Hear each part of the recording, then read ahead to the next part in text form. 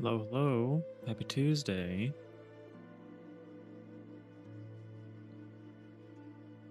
How's it going, y'all? We had a good time Saturday. We played some RimWorld, Odyssey. That was fun. But we're back to game dev. I did a little bit of work yesterday on changing the buffer system, but we'll keep working on that today. Hey, Symbol, what up? How's it going? What have you been up to?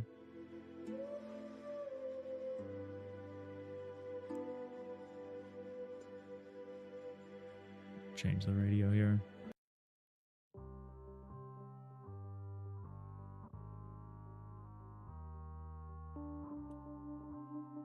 Hey, Rihanna Journey. How's it going? How's everyone's weekend?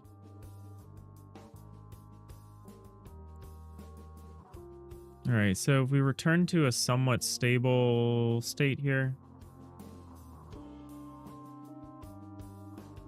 we rewrote the block buffers so that we only needed 2 of them instead of 3, which is nice.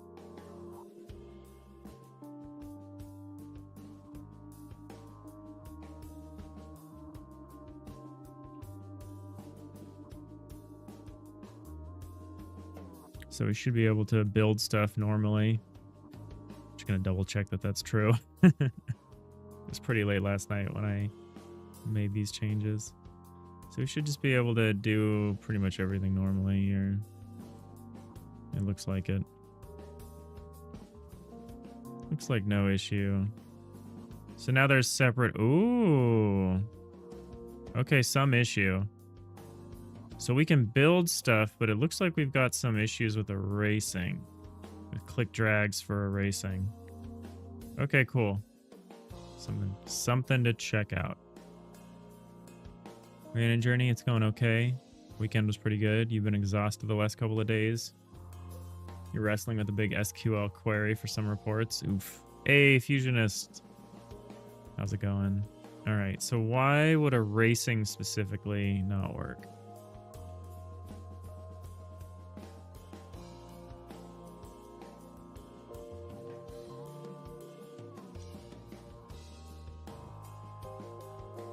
What are we up to today? We made some big changes to our block tool system here. As far as how it writes changes into a couple of buffers. So we're kind of restoring functionality. All right, so block eraser mode.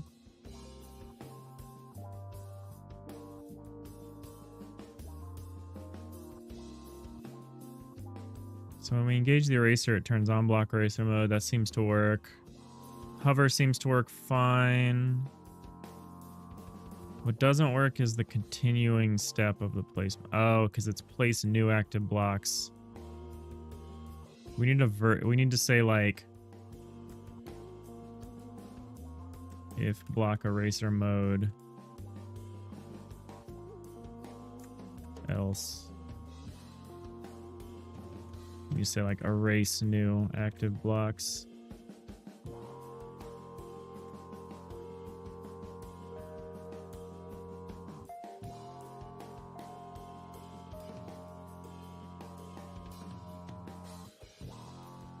Yeah, so the process we use for erasing blocks required some changes. I'm just gonna take this, copy this over here.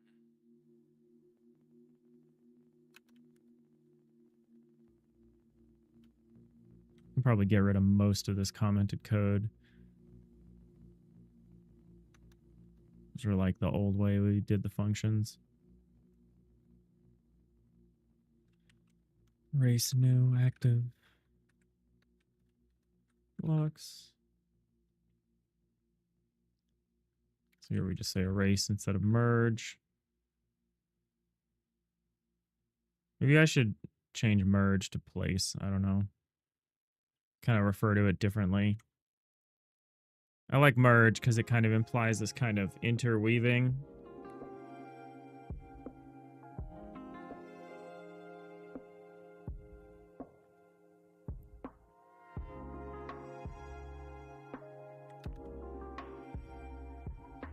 All right, now we should be able to click drag the race stuff.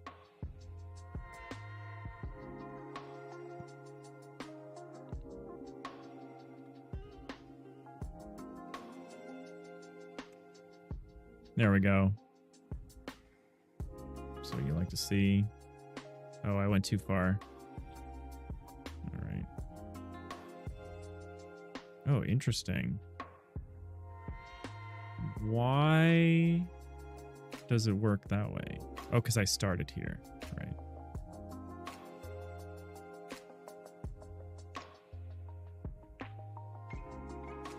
Yeah, we need to do some kind of selection outlining thing.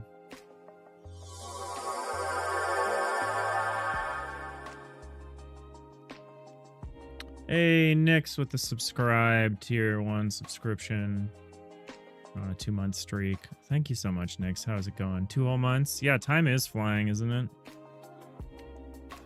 How's it going? I've played a few more, what's going on here? Okay, so it's not... Alright, so the flood fill system is a little wonky. It looks like I'm painting blocks.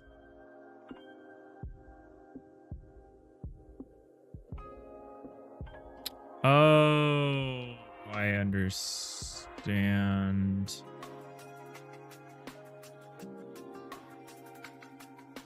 I understand why this might happen. Okay. Easy. Easy.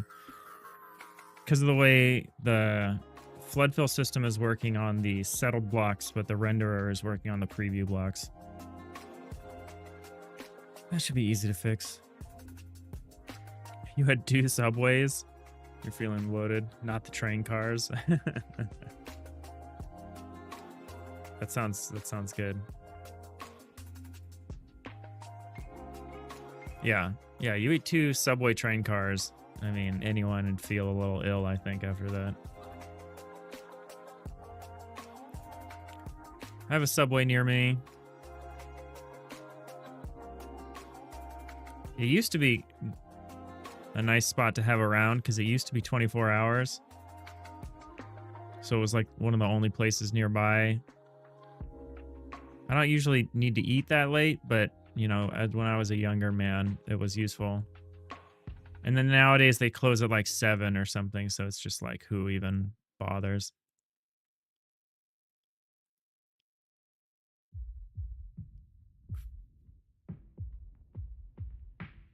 Although I don't want anyone to have to work a place that late.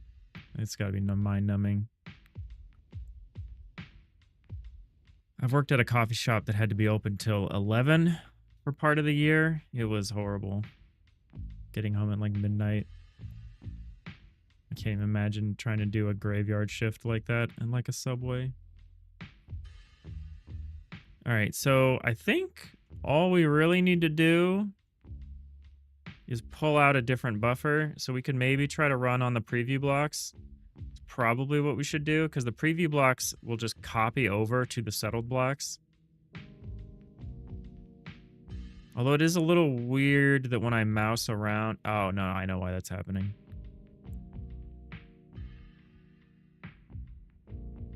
So what is the downside of switching to this buffer?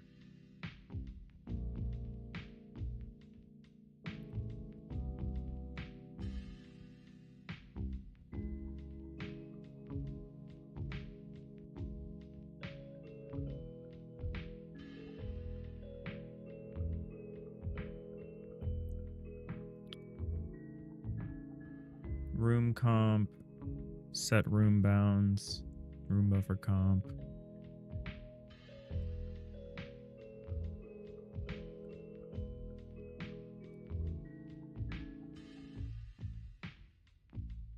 All right, I don't know who Michael Lotito is. I'm gonna look it up.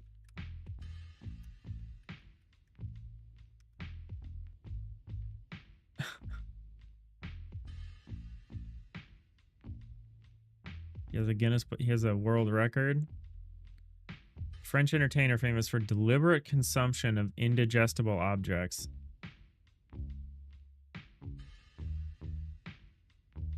fascinating.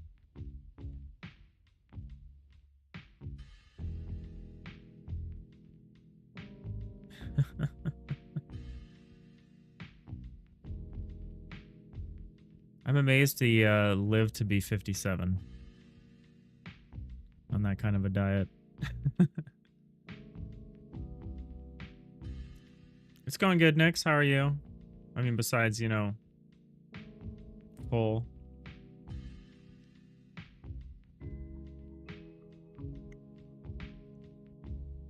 Yeah, that is a nice picture.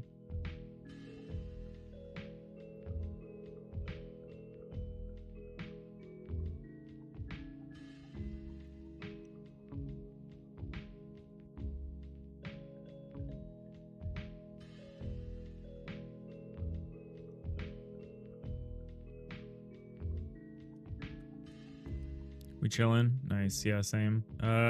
So I guess the room buffer needs to be recreated on the other object or entity. So if we're gonna make a room buffer here, we also need to make a room buffer here.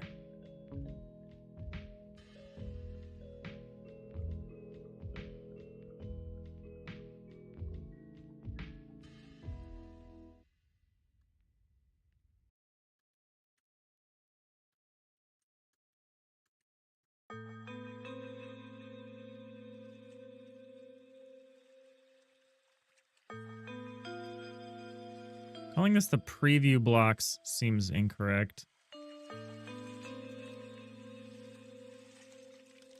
Because it also includes rooms, not just and blocks. I might call it like a... whatever, who cares?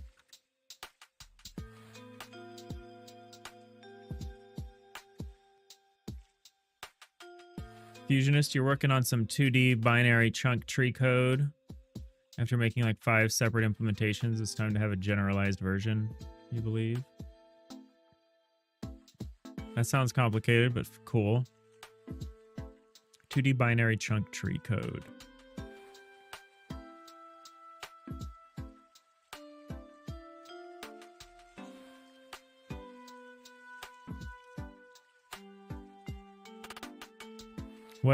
What's so you're making a generalized version? Is that because you apply that's like you got a lot of utility out of that in multiple contexts?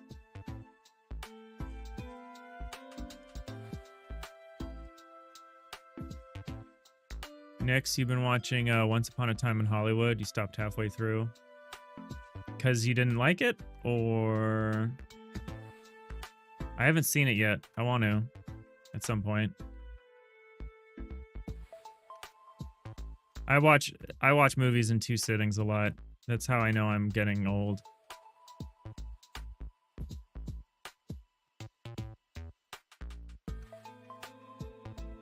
All right, get rid of just some of that unnecessary code.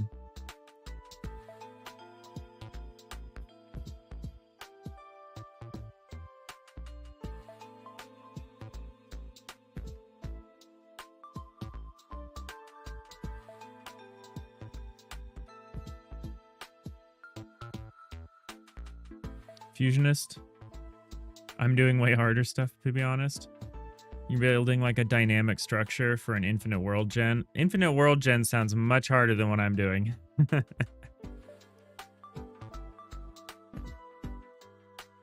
I'm doing is very finite. All right, so I think we're just gonna... So when we settle blocks, we need to not just settle... We also need to copy the room buffer as well. Where...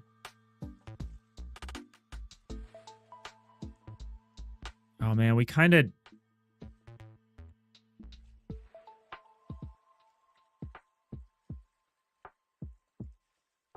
We kind of want to tell it to sync.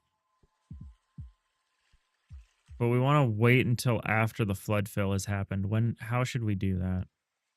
Because right now I'm just saying like preview blocks.span.copy to settle blocks.span.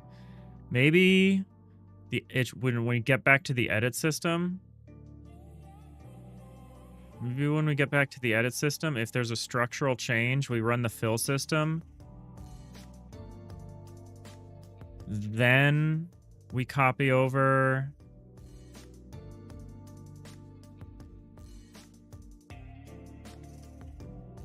Although a structural change is going to be different than a commit now. Doing it this way is going to mean running the flood fill like a lot more often. Which is a problem, but it should be okay. All right. All right, we've got two different things being interleaved. Fusionist. The only fancy thing is that you can resize. Oh, you can resize the world on the fly, so it can start at 2x2 chunk dimensions, but quickly pop to 16x16 or 2 to the 56th by 2 to the 56. Oh, man. Infinite World Gen sounds hard until you realize you can just fill that world with dirt tiles and call it a day. Okay, that makes sense. That seems cool, though. All right, Nix. At work, you decided to remake your whole code base for your Blazor CRM soft. After 2 years, all you have now is knowledge on how not to do stuff. That is most of knowledge is how not to do something. Once Upon a Time in Hollywood is pretty nice, but yeah, you're apparently also getting old. As you're watching movies in 2 parts too. Yeah, that's just how you do at a certain point. I'm not gonna sit down and watch something for more than an hour. So if it's like a 2-hour movie, that's 2 sittings.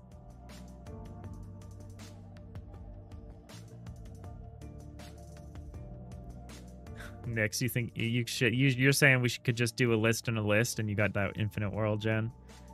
Yeah, why not? Fusionist, that's what you did before. If your character doesn't teleport around, you can just actually do that. Oh, that's funny. Yeah, how do you... I guess it only matters like the extent to which... I haven't thought about having to do this at all, but I guess it only matters the extent to which players actually experience the world, and then can they go back to it? Because that seems like the hard part about Infinite World Gen is retaining all of that and retaining the state that the player left the world in, or God forbid, changing the world while the player's not there. Like if it's a persistent simulation or something. Nix, if you were making an infinite grid-based map generator, what you would do is generate them in chunks, make it deterministic, and assign them the coordinates of the chunk, and you would call them when the camera is facing away to save on RAM. Yeah, having like the random number seed be tied to like the world coordinates is pretty good usually. Because then if it's not the sort of thing that the player can change, like if it's just you're generating that part of the map, then you don't even have to store it, right? Because you can just regenerate it from that seed, which is the coordinate of that chunk or whatever. That's usually pretty cool. It gets more complicated if the player can actually like make permanent changes to the world that you then have to remember. But still, that sort of trick can save you a lot. Rhiannon Journey, with Infinite World Gen, you wouldn't you save the random seed at the beginning and then only save the changes that have been made on top of that random seed data? Probably. Probably. Fusionist, you haven't coded the save system yet, but the World Gen has a placement system that points to pre-made rooms. So all you need to store to regenerate a world is that room ID and coord. And then there's play interaction, so it's going to be needing an edit layer on top of that. Oh, okay, cool. So you're doing like pre-made components. So it's not like you're generating the whole thing randomly.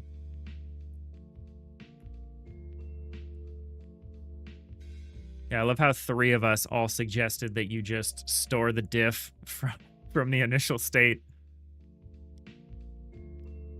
We're all gamers here. All right, so yeah, so downside of the way we're doing this... I don't need this get component hierarchy. But the downside of what's about to happen is that we are going to flood fill every single time there's any change, which means like very often. Anytime the mouse cursor essentially moves, there's going to be a flood fill. That is going to be incredibly slow. I wanted to avoid doing that.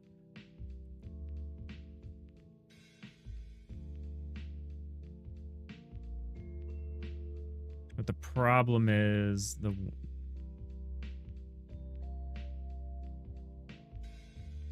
All right, so now I'm paying for the way that I've redone the buffers. Okay.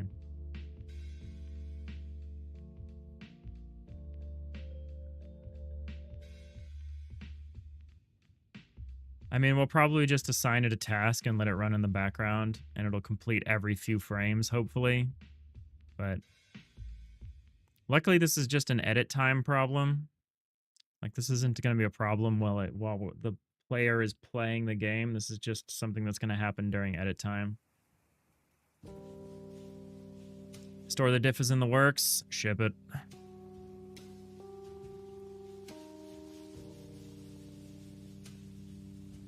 You're going to have to write a chunk to tilemap file serializer anyway for long-term reasons. You're never out of work. Yeah, there's always something. There's always something. I thought this way of storing the blocks was going to be good, but now I'm seeing the consequences of it. Now I'm like, do I really want to do it this way? Do I really want to have to run the flood fill system every time?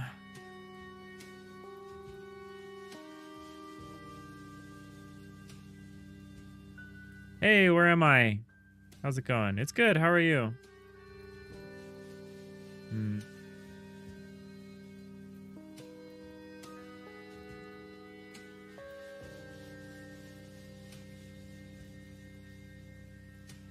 Nix, you can't wait until AI is so good and precise it can just do all of that at the drop of a hat and not a pile of dog water having to say the exact same thing 3 times right up until when you would be done.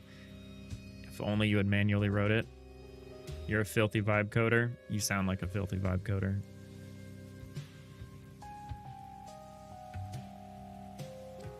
Yeah, Nix, the cursed aspect of your wish is that if that day comes to pass, you won't be doing anything anymore. Like, you won't need to do anything. Like, there will be no reason for you to make anything.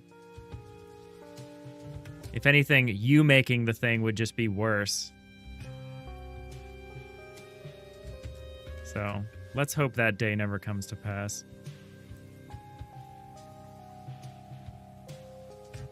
That's the dream. Yeah. Glad to catch the stream again. Yeah, me too. Where am I? Saying your name is so funny. It's like I'm just constantly having these, like, mental breaks where I'm like, I just don't know where I am all of a sudden. All right. So...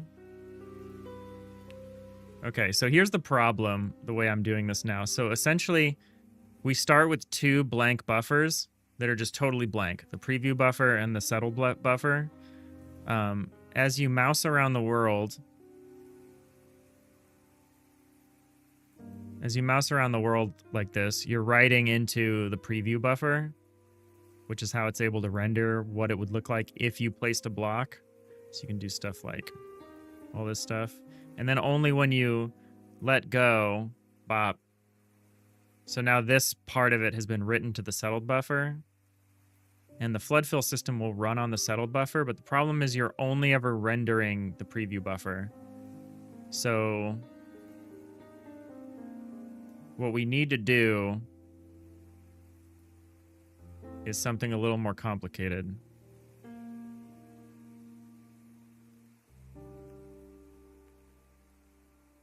Like, we either need to... Like, we need to write back the flood fill data from the settled buffer to the preview buffer, which is doable, because I really don't want to run the flood fill every single time. Because basically, anytime the cursor moves here, it would run. Although, hold on a second. I guess we could still run it only when there's been a structural change. It just changes what buffer we're writing to. Yeah, okay. Never mind. Never mind. I found a way around it. Figured it out. Next, all you want to do is sit on your ass and sleep instead of having to worry about how your code will break in the next 2 seconds when you're showing it off the first time to the customer. Every single time it works perfectly right up until it's showtime. Yep. It's like programs have a magical sense ability to know when's the worst time for them to break. That's like the joke of like, this program didn't work for the customer. It's like, well, it works on my machine. It's like, yeah, well, we're not giving your machine to the customer.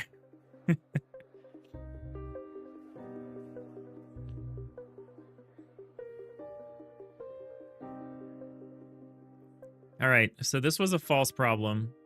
This is actually totally fine. We can run the flood fill system on the preview blocks. The only difference is we just need to move backwards the point where we sync them. So that should not actually be a problem. We just move the sync point till after this system.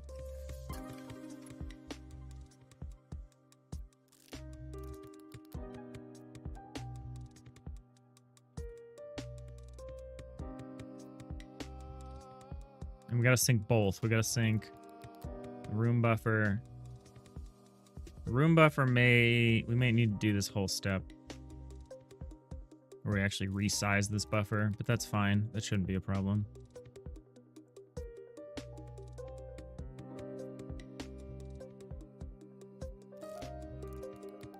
I really enjoyed playing RimWorld Odyssey on Saturday. I have since then tried to start a few more runs of that game. Every single one has ended with fire and death. That scenario is hard, but it's really fun. To like build your own ship and like run away from the mech hive. The grav ship scenario from RimWorld Odyssey. It's really fun. All right, so where is this sync occurring? So we only tell it that a structural change is true here. So we're just going to take this. All we're going to do is signal that a sync needs to occur.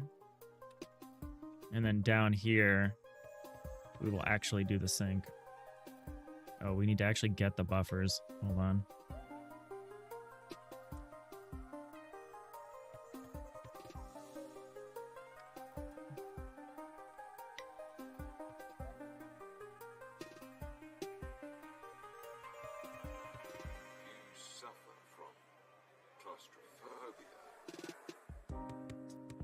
Oh, it's new buffer 3D read only. Block buffer. 3D. Okay.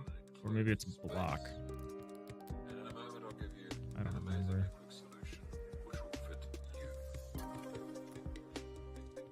Buffer 3D read write block. Okay.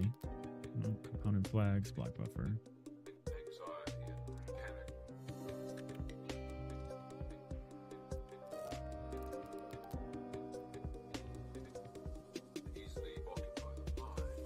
Nix, funny enough, something just like this has been plaguing you for the past week. You've got a Microsoft Power Apps with a PBI query in a Power Automate right in it. Works perfectly on your machines. You looked at the stuff with their own accounts logged into your machine using some fancy stuff PBI can do. Works perfectly. They showed it off to you live, worked perfectly. Next day, you have messages that thing's broken again. You didn't even change anything. No, that's rough. That's rough. I hate that. I hate that. We're at work still dealing with this crazy downstream effect of our vendor making a fundamental change. They both deprecated the previous way we did something and like removed it, like straight up removed it. So we cannot even do the thing we were currently doing, and it's broken. So it's like they did all of it all at once, and it's just like they committed the great sin of like, don't deprecate something and remove it such that you can't continue to use it and not test it. It's insane. It's insane. My work days I had to work Sunday just to like play catch up. I'd forgotten I needed to do that too. So it was like Sunday night, and I just finished a game of Peak with my buddies. We climbed to the summit, check out Peak. And I was like, oh, I need to go to work. Next, the new scenario is great. Oh yeah, for RimWorld Odyssey. You've been playing it since it came out. You already put 22 hours into this save. Oh, oops. We got some people in YouTube. Hey, Chris Knife.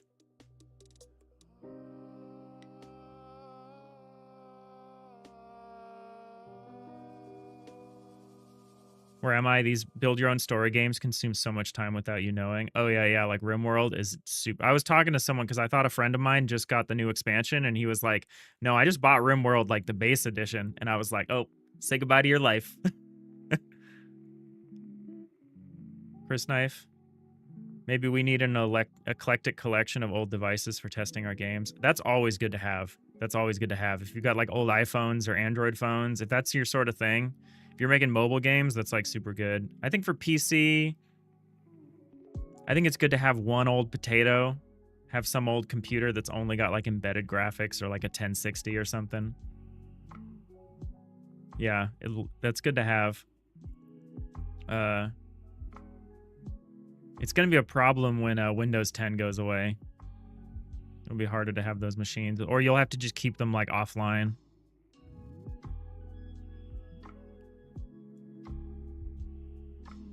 Where am I? Have you heard of time travel debuggers? They are great for hard to find runtime bugs. No, I haven't heard of time travel debuggers. Time travel debuggers.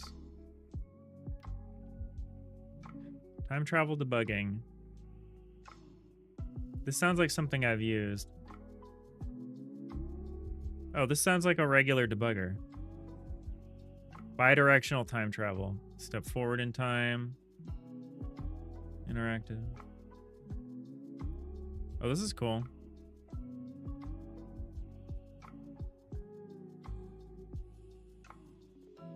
Having this combined with hot reload seems pretty cool. Where it seems like you can make a change and then watch the way that changes the behavior. That seems pretty cool.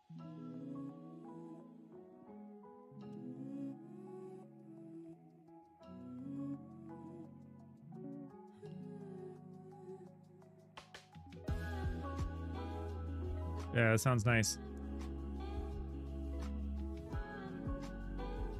Nix, apparently there's support for 5 more years for Windows 10, but it's a specific version that's supported. Less bloated too for companies that need an OS that doesn't randomly shut down or restart. That's not my understanding, Nix. My understanding is that the death date was... The end of support date for Windows 10 was October of this year. And my understanding is they've pushed it to October of next year.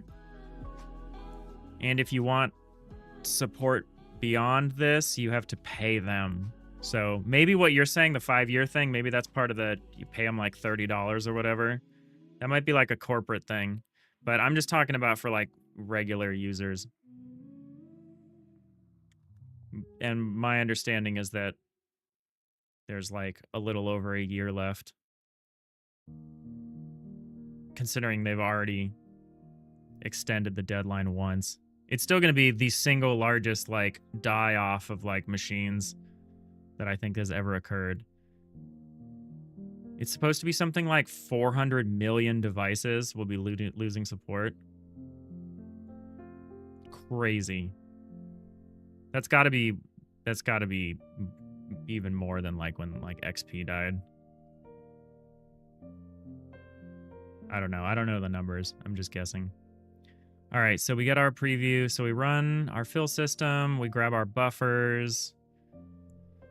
Preview blocks is read-only. Copy to takes a span. So we'll preview blocks.copy to settle blocks. We need to do the same thing for rooms.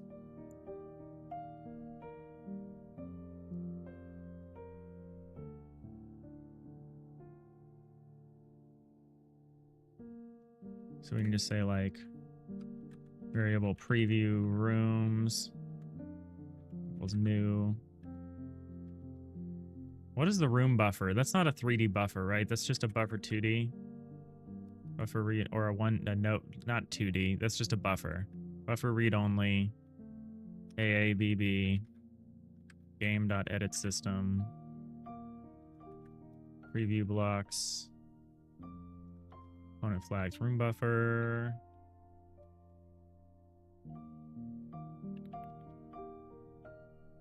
Oh, oops.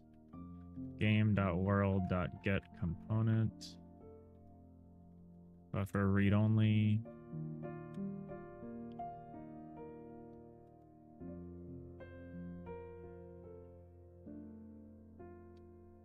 How do I have this wrong? Oh, hold on. Parentheses. Still have this wrong. Type constraint, unmanaged type. Is it incorrect number of type parameters in reference to...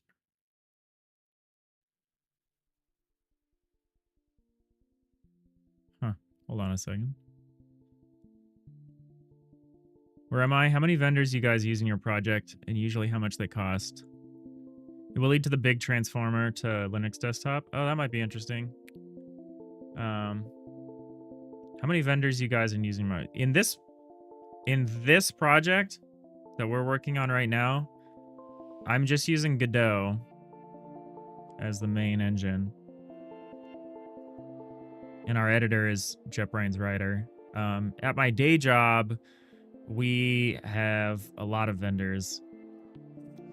We're not really a one-stop shop kind of place. We're the kind of place that like does like the buffet table thing, and a lot of my work is involved in like, we have a hard time integrating all of that stuff together. It's kind of a pain. Nix, it's Windows 10 long-term servicing channel. They are LTS, so 5 more years of support. LTSC 2021, Internet of Things. Get support until 2032. Well, that's IoT. That's got to be a different version of Windows than what people have in like their like a regular machine. That's not like Windows 10 Home Edition, right? That sounds like a very specific OEM. I mean, it'd be cool, but from everything that I've read, that does not apply to regular human beings. That might apply to your fridge, which I guess is good. So your fridge can continue to, you know, play Doom. All right, so why isn't this working? Room buffer, game.world.getComponent room buffer. Oh, the room buffer is the component buffer.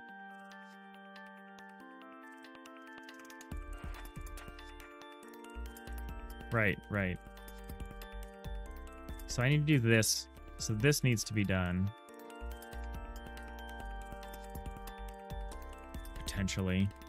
So preview rooms equals new.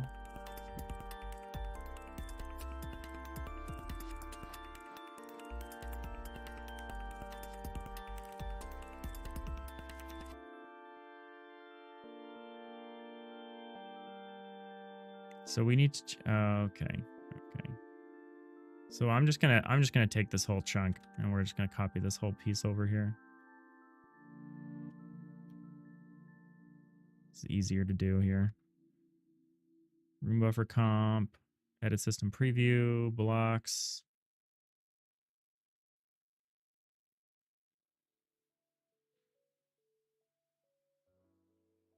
I don't know if I need to do it this way.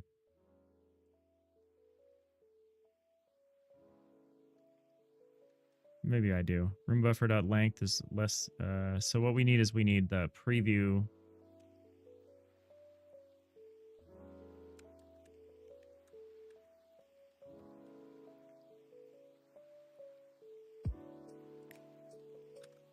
Preview room buffer comp. Variable settled. Room buffer comp. There we go. You bet there are ways of getting it, though.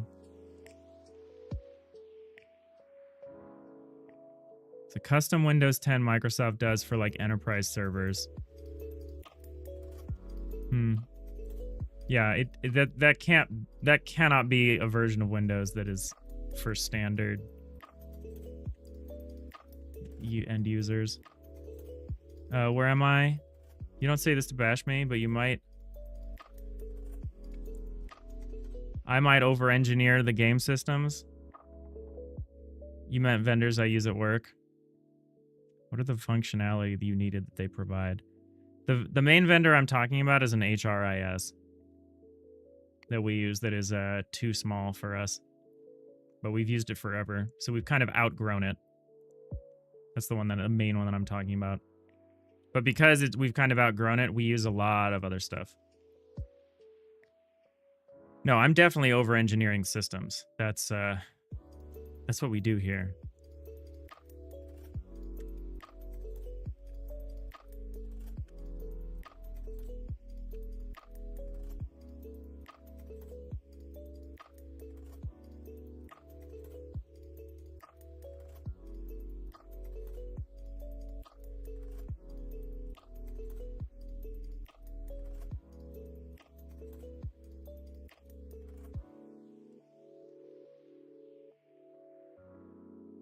Okay, the Windows LTSC is not designed for general purpose computing. Yeah, that's an enterprise. That's an enterprise version of Windows.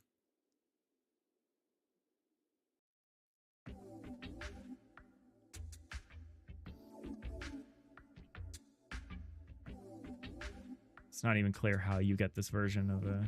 Oh, no, right here. Yeah. Yeah, I don't know what the enterprise situation is going to look like. It looks like it's not as dire. Okay, so if these... preview room buffer, comp, intable...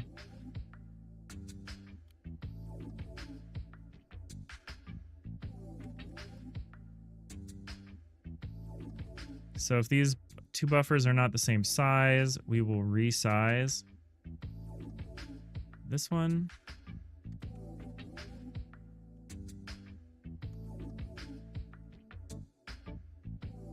We will resize the other buffer.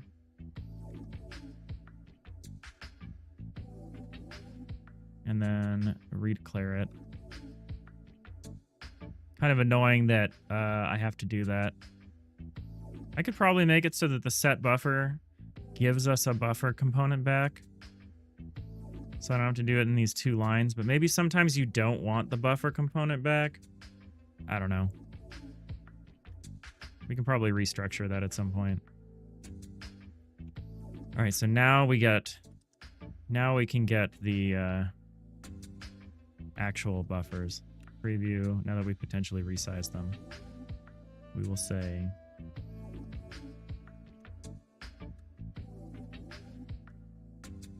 preview rooms equals new buffer read only ABB. Yep. Variable settled rooms. New buffer read write.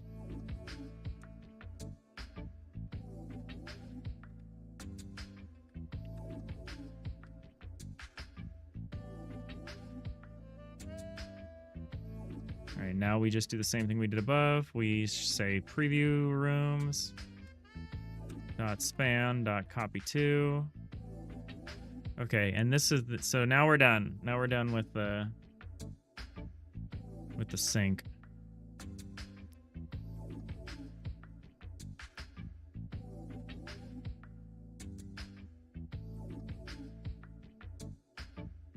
Oh, we don't need to get the component. We've done that already. That was the whole point of doing it this way.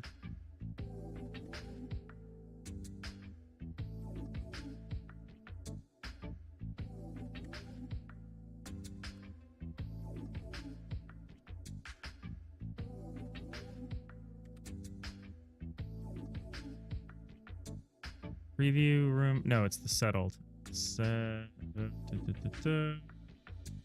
Yeah. This one's getting reassigned.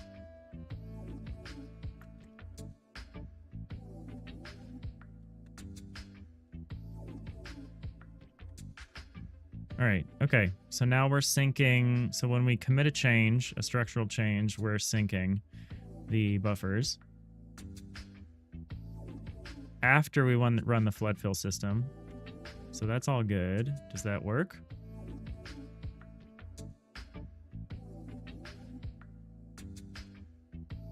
Sort of. We broke something. What does this continue? So it's not revealing blocks now. Huh.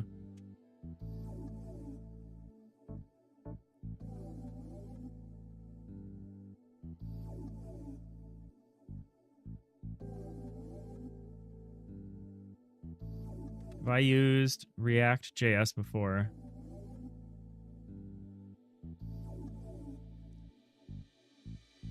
I have not.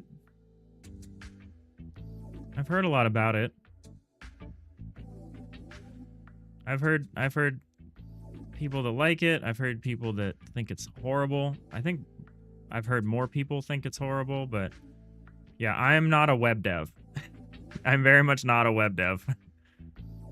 You guys overwhelm me a lot with your web dev discussions, where I'm just like, I don't know, man. I don't know the first thing about all these frameworks.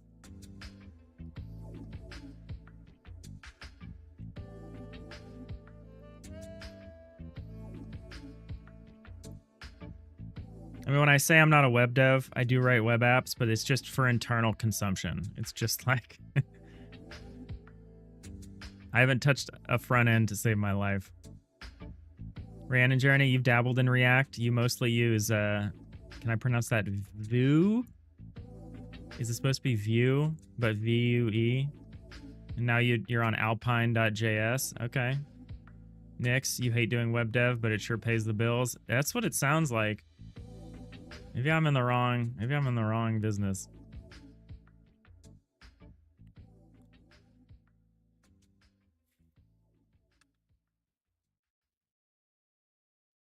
It is Vue? Okay. Maybe I should just continue to pronounce it Vue, just to make it very clear to everyone that I don't know what I'm talking about.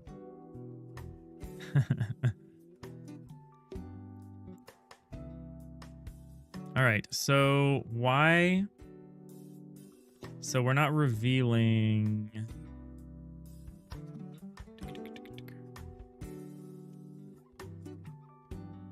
Tile system, preview blocks. I don't know what the settled blocks buffer is for. I guess it's for restoring. I guess that's mostly what we use it for.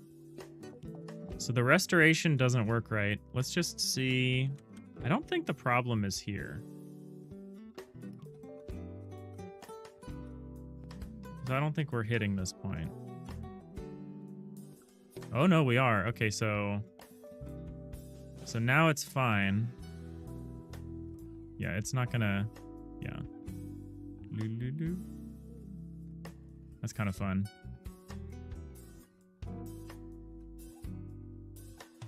This is because it's not syncing back to the settled blocks, so it's revealing the blocks when I move past them. Because when we're doing this sort of thing, we're just writing and clearing all the time. Write, then clear, write, then clear.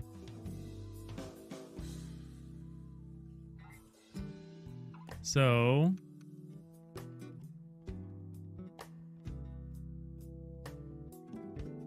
preview blocks is a new buffer, 3D read only. Settle blocks is a new buffer, read write. Oh. Preview blocks dot span. Oh, I need to expand this conditional. Oops. I see.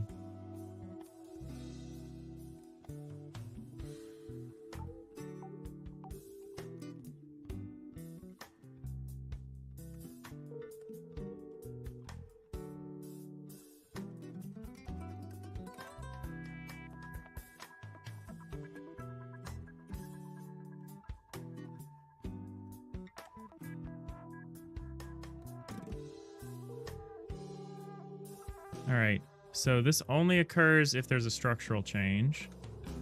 So that should fix that one issue.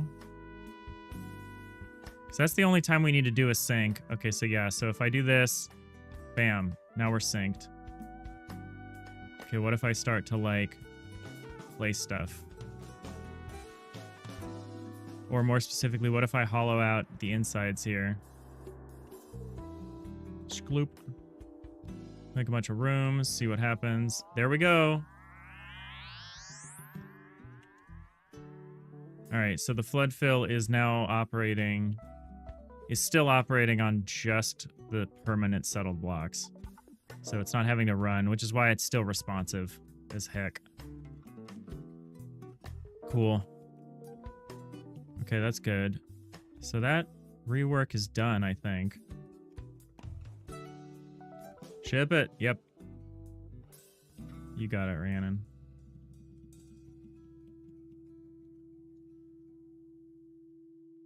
All right. So time to restore the rest of the functionality I broke by making these changes.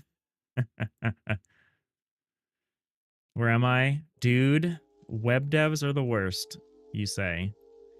They think they are clever by building overcomplicated systems, then have an additive fix process, which is the wrong way to go about. I mean, it's always easier to fix things by adding than removing. Removing is hard. Subtractive design is hard. I think that's correlated to like elegance, like the elegance of a solution.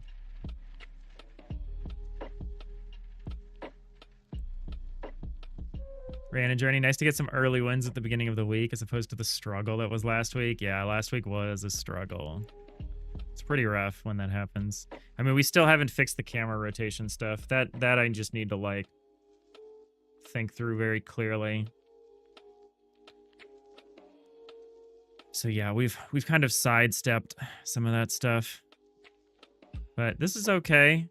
And we got some gains. We're only using 2/3 the amount of memory that we were before, which is good. And we're not paying for it with like additional running of the systems or anything.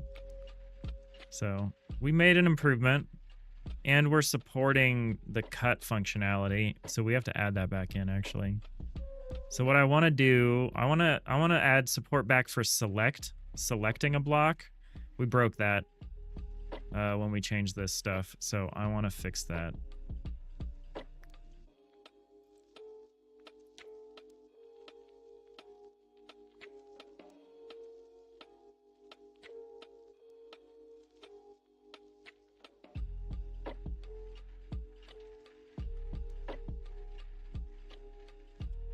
That's how you make stuff efficient.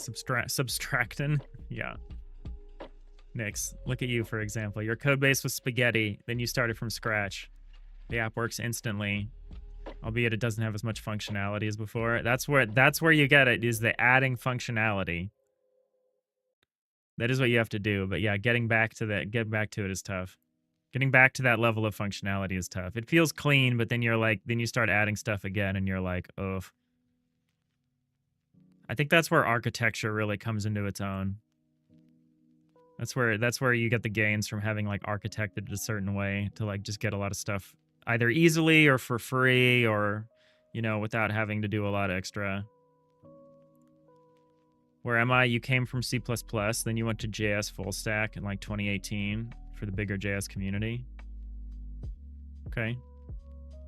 Yeah, it's probably, I mean, I'm sure there was like exponentially more people doing web dev than like hardcore like C++ like systems stuff.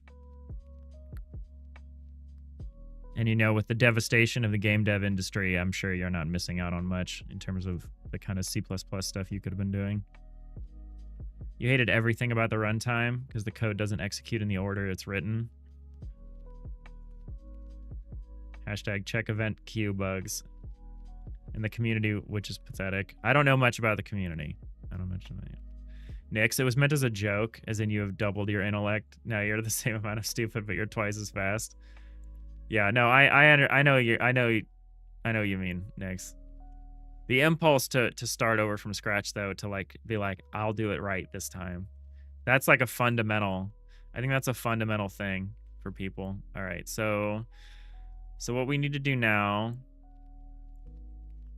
is add back in the ability to select blocks.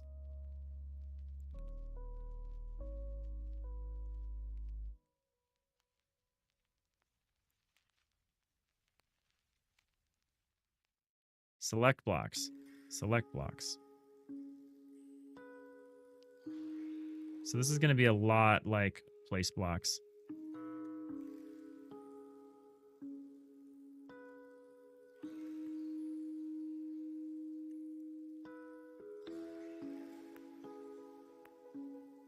So does hidden blocks apply to a block selection? It does, because you're changing the block state. So it's actually, a selection is really not much different than just a block placement. Like when you think about it.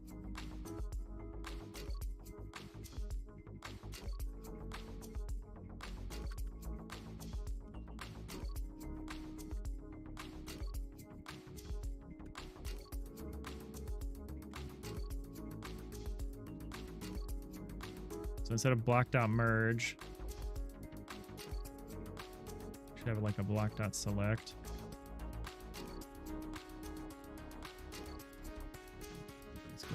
Let's go to the block. Let's get to our static functions here.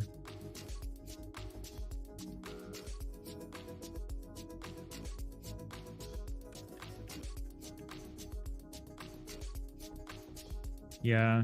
A select is really just a special case of block placement, isn't it? So we got the block, we've got the buffer, we got the index. And so this is just buffer.span index equals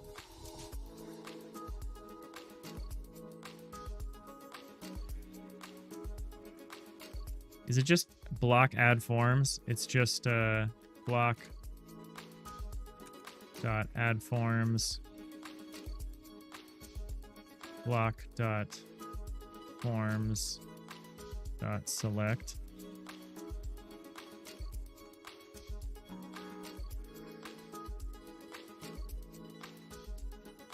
Oh, hold on.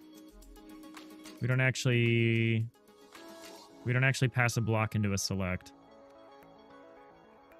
We say buffer dot span index dot add forms. Because that's fine.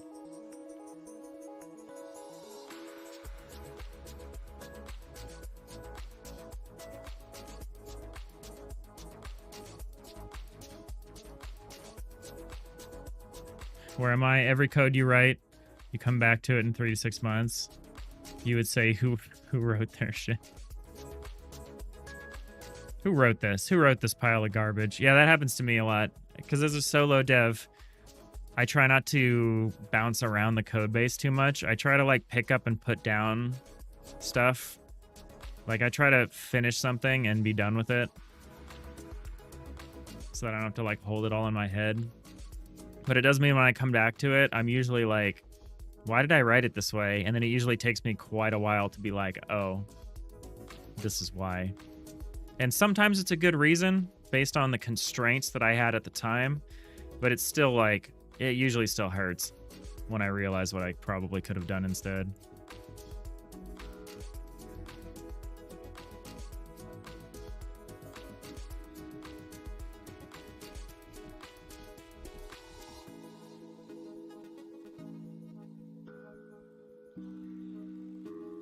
All right, so we also need a deselect. Public static block deselect. We'll write it pretty much the same. For 3D read write. Rhiannon Journey, you finally got your SQL working. Your SQL query working. Your SQL query working. It's a nightmare of like 10 different things you've tried now to figure out why it's working. Remove the unnecessary bits. I hate that. That's because that always happens to me because I don't adequately science. Like when I'm doing science, I don't have a control. I don't have like, you know, it's usually really hard for me to just make one change and see what's going to happen. So you make like 3 changes and then it works and you're like, which of the 3 changes was it? Hey, Jacob. Hello. How's it going? What have you been up to? Buffer.span index remove forms. Forms.select.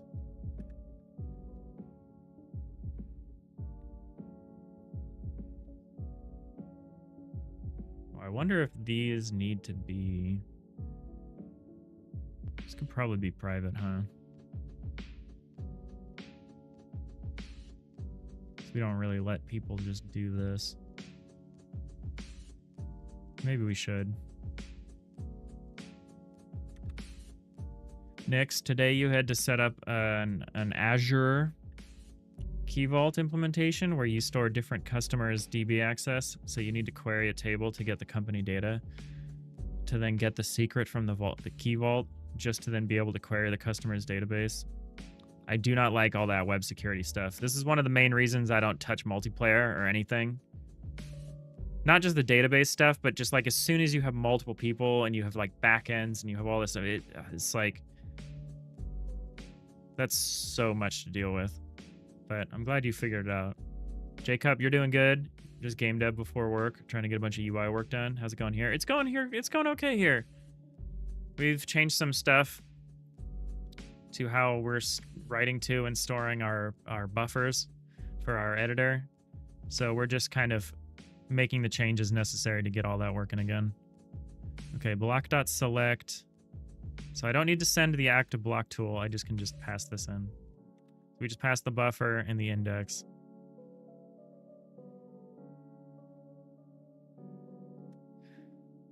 You know, I could pass in the whole bounding box.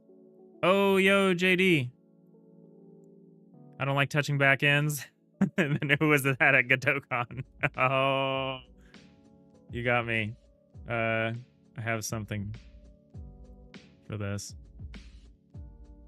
Your logic was impeccable, Captain. How's it going, JD? Good job.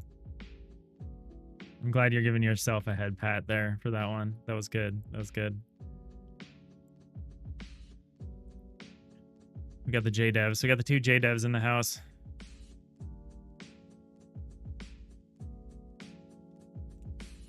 If you thought I didn't think about what I say before I say it, you'd be correct.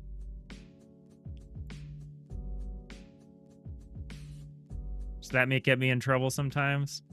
Maybe. Nix, it sounds like a pain. This was actually one of the easier implementations you've had to do so far, just to get your dang CRM up and running. It's going to be damn spaghetti again. Oh well, job security. If no one can understand how it works, you're irreplaceable. That is exactly how I think of it at work. I'm never allowed to do the production version of anything. I'm only ever allowed to prototype the initial version of a thing, and then I just have to live with it. So it's like, I'm like, what are you guys gonna do without me? Because none of this makes any sense, because it's all just hacked together. But yeah, it's good job security for sure. Where am I? How do I feel about using C# and Godot? Do you feel like second class? Have I faced issues? I am very purposely doing it in such a way to avoid facing issues. JD, you're going all right? You got back from a conference yesterday. Taking things a little easier today. Nice. Nice. Conference. Fancy professional, like, day job conference? Or, I mean, I know it's not a Godot conference. I wish there was another one coming up so soon. Where am I? There's some problems with doing C# in Godot. Mostly around, obviously, web builds are like a non-starter right now. But you also have to pay a lot. You have to pay attention to the memory marshal stuff. So I very particularly control, like, I don't call the Godot API from C# pretty much ever, except in one spot. Like, I try to minimize the amount of back and forth I have to go with the engine when I'm in C#.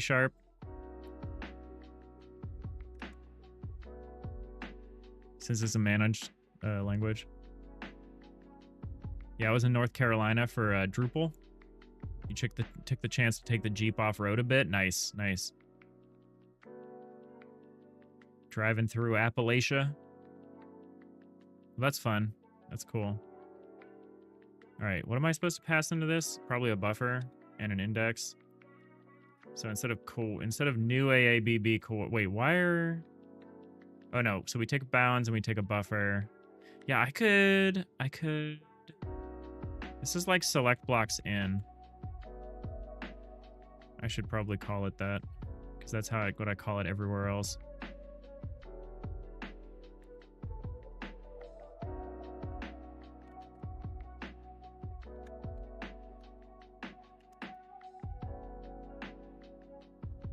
It would probably be easier if I do it to the whole bounding box at once, but I don't want to mess with that. I think this is okay.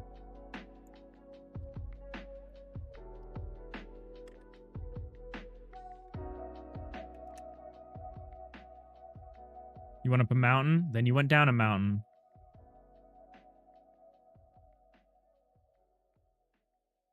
Yeah, you always want that to happen in pairs, right?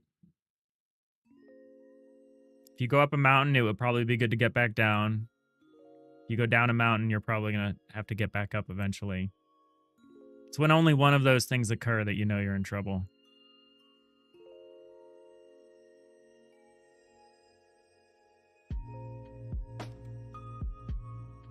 You got any game jams or anything on the horizon, JD? I'm waiting for, I think Down to Jam is going to be my next one. I don't think I'm going to do GMTK or anything.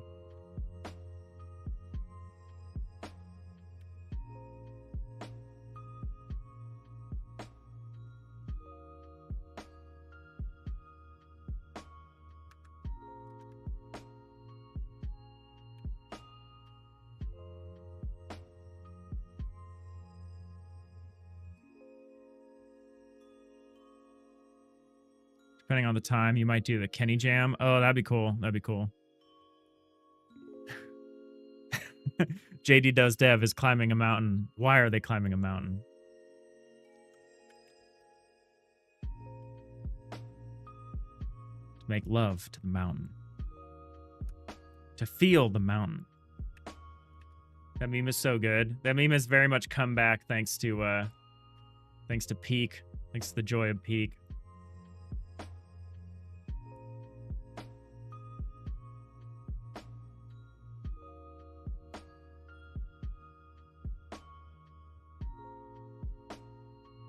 Captain Kirk is climbing a mountain. Why is he climbing a mountain? I love the pregnant pause at the end where he like thinks about how insane and unhinged he's about to get. You drove up the mountain because it was there, and then you drove down the mountain because it rejected your advances. Oh.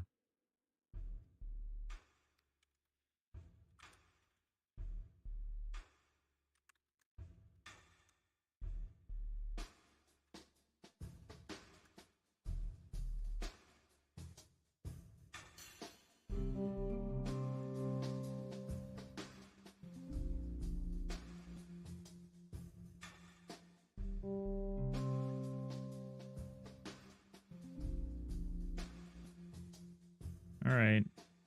This should be sufficient for what we're trying to do here.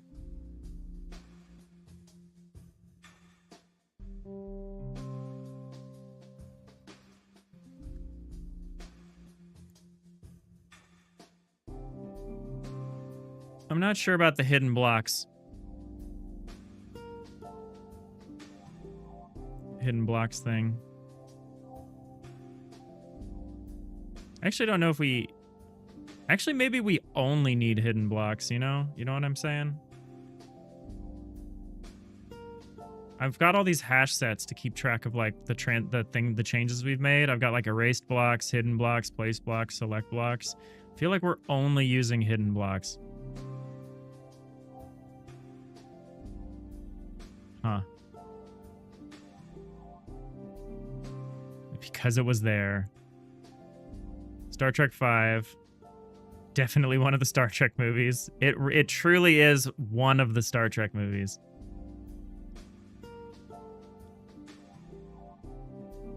I maybe don't hate as much as I am supposed to.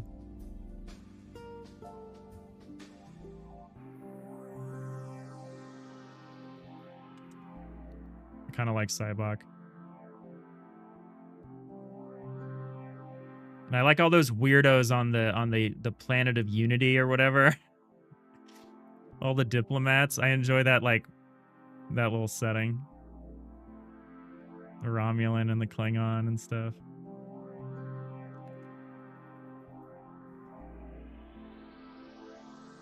I like that everyone else, while everyone else is getting busy getting brainwashed, Scotty is like, I have too much work to get brainwashed. I'm too busy and I have too much work to participate in this.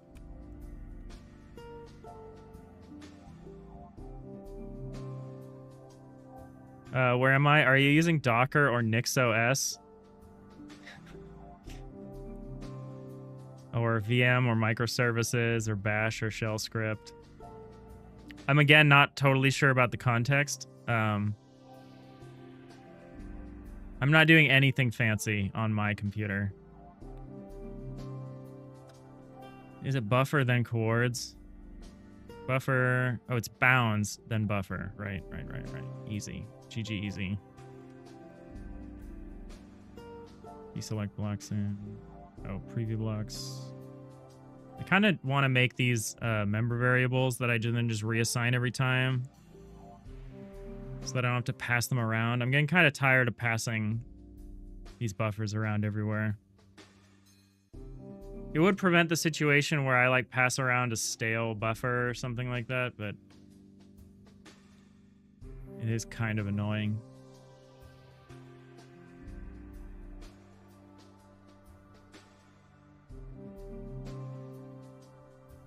Oh man, I had this right in here. Not block.isEmpty. Oh, I like that. I like that.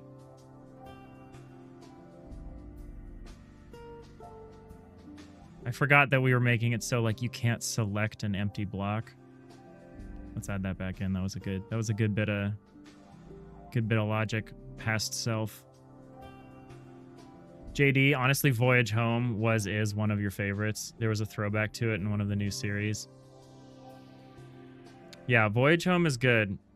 Voyage Home is maybe like the peak of it, right? Because people kind of shit on the Search for Spock because it's an odd-numbered Star Trek. But the Search for Spock is, like, really good. It's like Christopher Lloyd is the Klingon. Every Klingon that has ever existed in the modern era owes everything to Christopher Lloyd.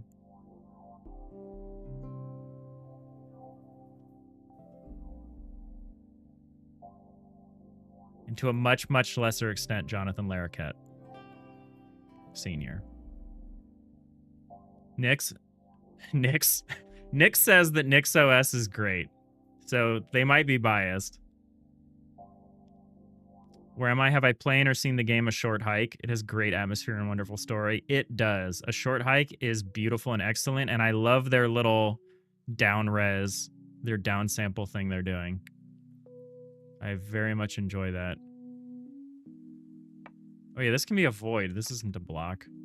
Oop, not a capital void, though.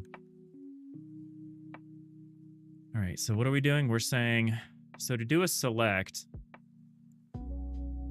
we actually need to check to see. We need to say buffer.span index is empty.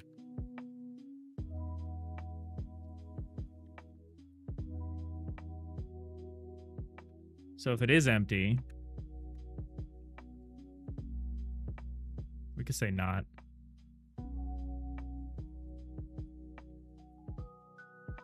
Well, we say buffer is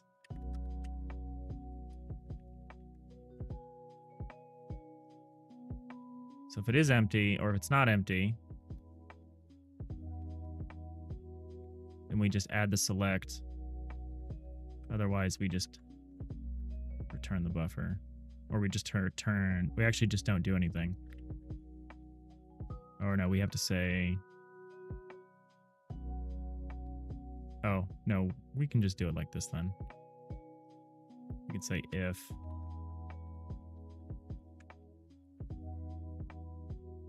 We don't need a ternary operation. We're only doing one thing.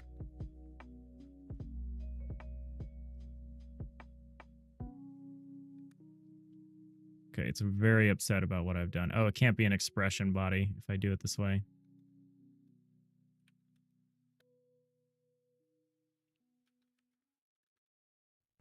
It's fine.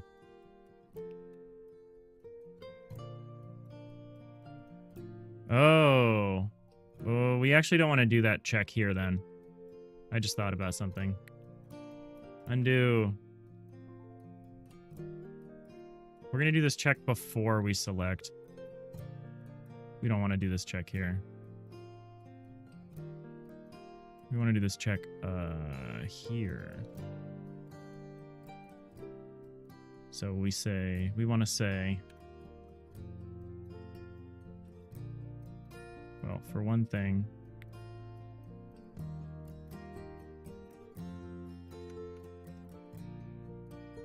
we can move this up.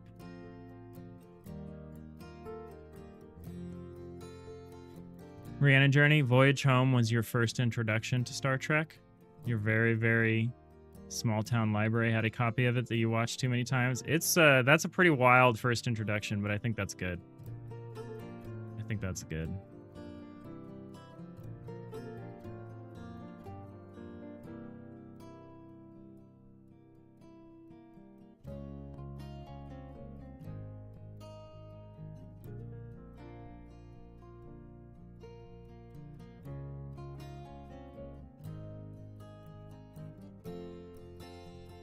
Where am I? You mean for packaging and version collision between different builds?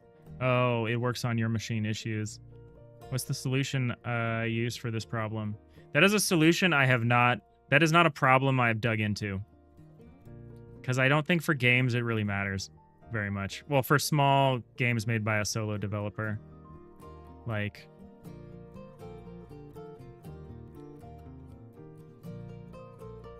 will I even have a Mac build? Probably not, unless the game makes enough money to be like, I want to up my sales by 3%.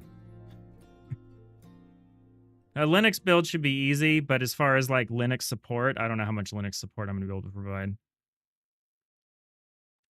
But no, I don't think an indie dev ends up doing much in the way of testing like that. I think that's really hard. What mangas have you been into recently, or any novel book?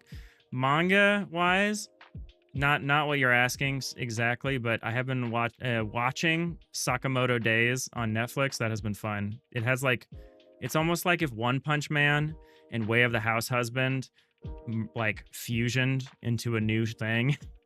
It's good. I've been enjoying that. For novels or books, I don't read very much nowadays. I actually have sold like hundreds of dollars worth of books in the last few months, just trying to get stuff out of my apartment. All right, so what are we doing? So we're checking to see if we're even going to make this selection. So we do this, and then we say if not, or if buffer dot get coords dot is empty, continue. Because yeah, if the block is empty, there's no point in selecting it. That's not something we're going to support. Okay.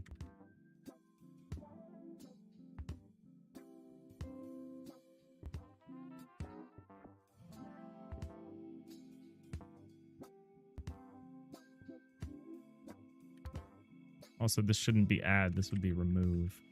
Yeah, I'm not convinced I need different... I'm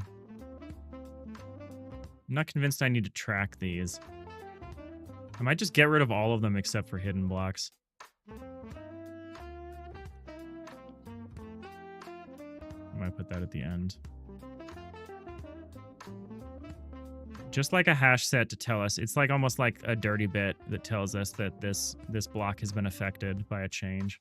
I think that's reasonable.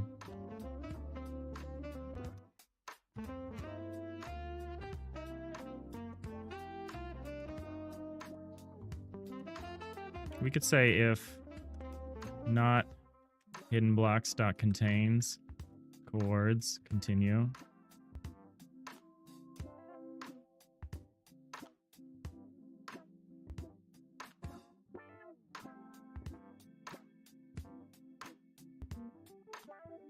I don't love the way I've done this.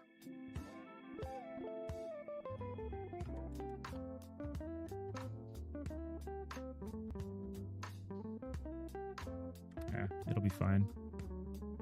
Yeah, cool anime. Yeah, it is. Sakamoto Days was fun. I'm not a big anime watcher, but I've been enjoying that one because it's quite a good parody.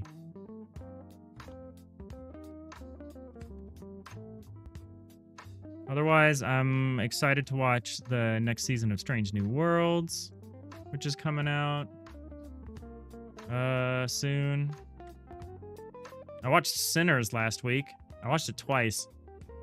I saw Michael B. Jordan 4 times. That's a joke for anyone who's seen the film. That was good. That was seminal cinema. Seminal cinema. That was fun stuff. An underrated animated check is 91 Days. Is it a parody? Because I'm not kidding when I'm like, I don't watch anime. I watch Studio Ghibli stuff. But I'm like very much I don't know what the right word is.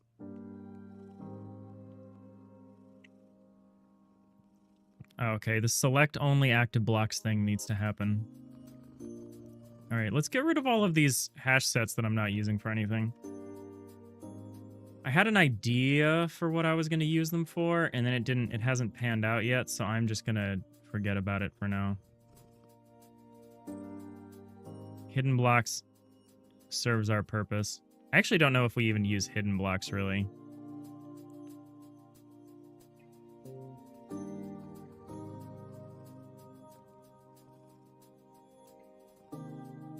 We could say if not hidden blocks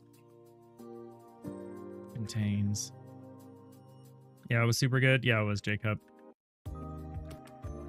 Love that. Love that stuff.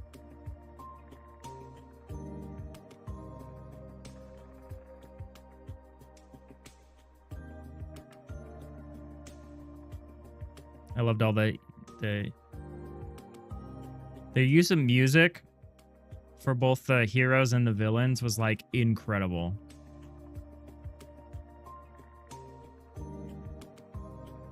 So should I not mark this if we don't do it? Yeah. Let's see if we can do this in a certain way here. I don't love that I'm trying to make some guarantees here, but I think we can.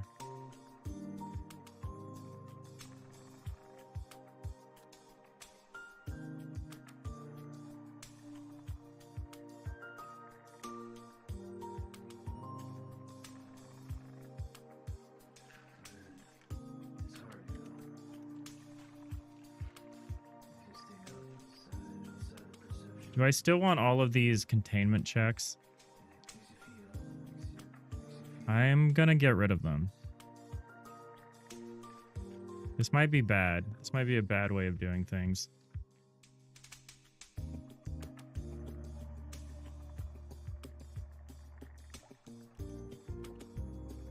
You don't know about his Sinners? Where am I? Some say it's great. Others say it was boring and bad. Don't listen to people who say it was boring and bad. Don't have any taste. I guess I would say if you like From Dusk Till Dawn, you will like Sinners. If you do not like From Dusk Till Dawn, maybe skip it. It's basically the modern From Dusk Till Dawn. People are very split about it. I don't know if that's true. I'm not confronting you. I'm happy to stand for this. It has a Rotten Tomatoes score of 97%. 97% fresh.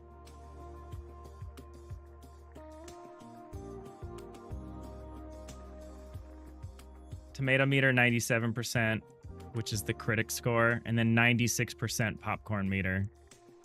I think the people that are split about it are contrarians. Purposely contrarian. It's incredible. New flavor, apple pie. Yeah, there you go.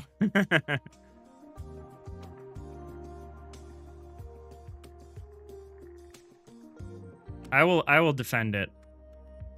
Because I think we need more films like that. I think we need less Marvel slop, and we need more people actually swinging for the fences here. I mean, I say that in like, obviously this film was very much in the vein of like an existing film. Like it is very much From Dusk Till Dawn, but with like more of a musical element and obviously a different setting. So it's like, but whatever. At least it's, yeah, I would say it's, oh yeah, I need to do this. I need to do this check for select. Select. Oh no, I did that. Okay.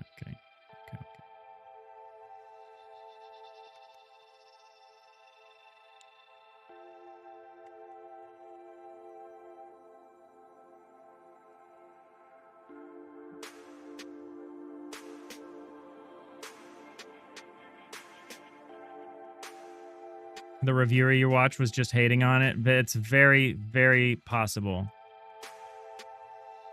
Don't believe anyone that you see on the internet about anything. Especially me.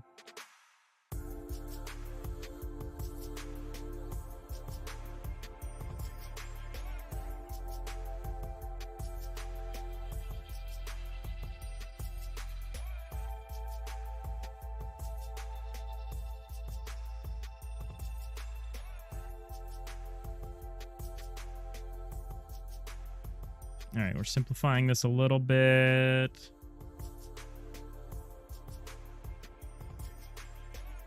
Oh,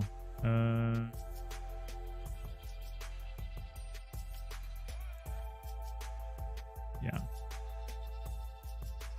We're going to try to only record. We're going to try to be a little more precise about skipping things here when we can't operate on them. I want to keep the hash set kind of a bit more accurate than the way it is now. There we go. We can do our checks first.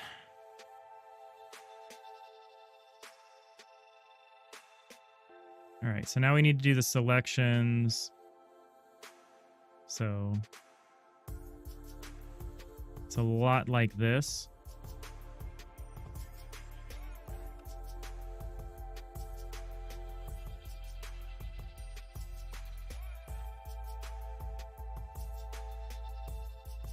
If that, erase, else, place, then reveal. And then when we're doing this, we're saying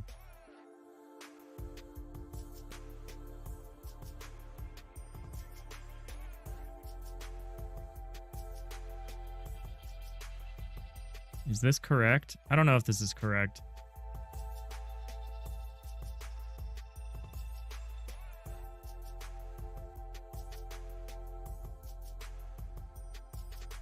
I actually think maybe this else statement is wrong.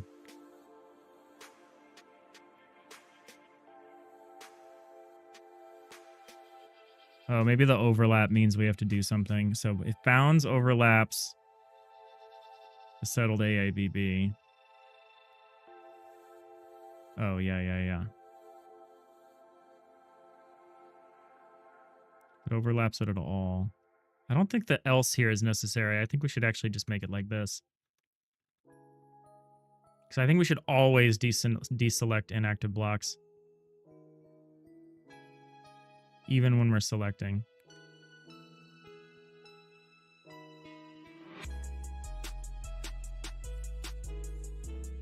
Yeah, I'm gonna change I'm gonna put these buffers as like member variables so I don't have to, I'm so sick of passing them around.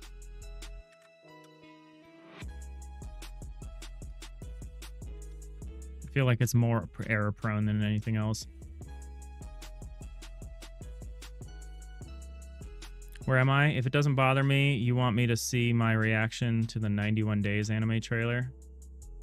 Because it's not your usual anime story. I don't think I'm going to watch it now. But if you want to link it to me in the Discord or something, that'd be cool. I will let you know what I think of it.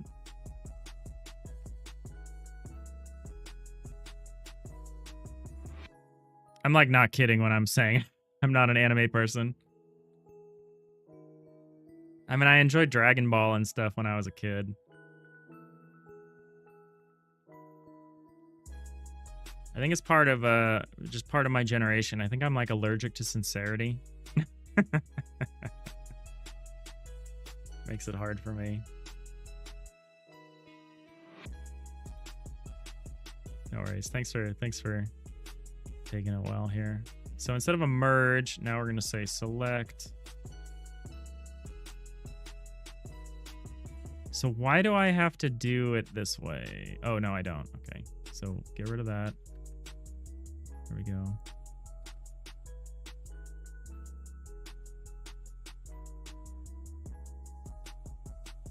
Get that out of there. Now we'll add the reveal. This is our branch of the reveal. Oh, output.set chords input.get.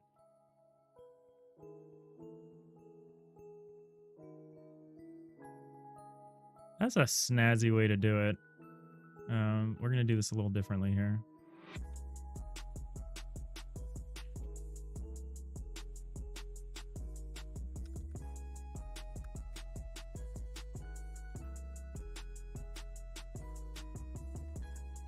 So instead, we're just going to say buffer.deselect. Actually, no, we're going to say block.deselect. Buffer. Buffer.getIndex chords. It's about 31 seconds.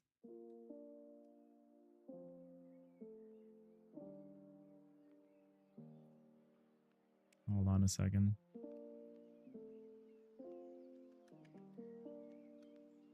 "91 Days anime trailer." I'm like scoping this out here.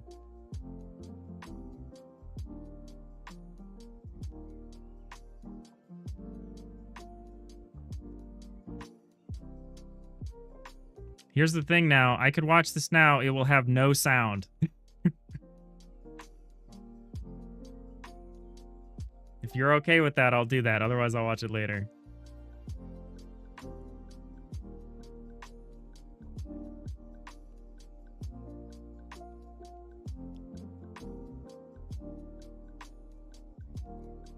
Because I'm very careful about what sound I play. Because I am not getting no copyright strikes for no trailer.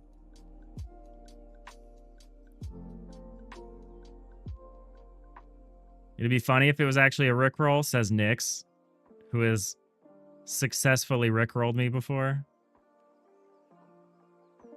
Yeah? All right. All right, let's see. Here goes my audience.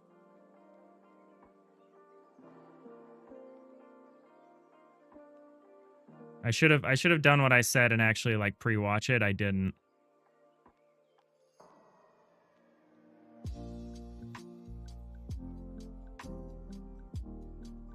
His family's murder. And a mysterious letter put him on a quest for vengeance.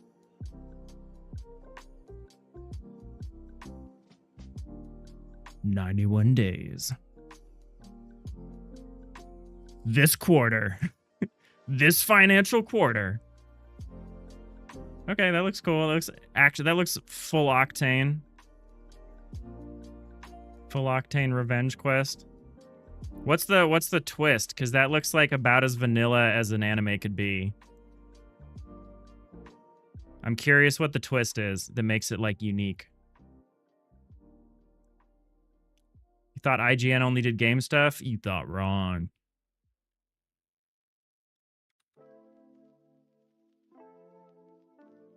IGN's got to do whatever it can. It's tough out there for games media. They keep firing their people, and those people just keep making their own games media. It's crazy. It's like they're generating their own competition. If that sounds like that's in reference to a recent drama, it's not. I don't keep up with that stuff, but all the way back to like the 1UP days in like the like mid 2000s, this has been a problem for games media, or media in general.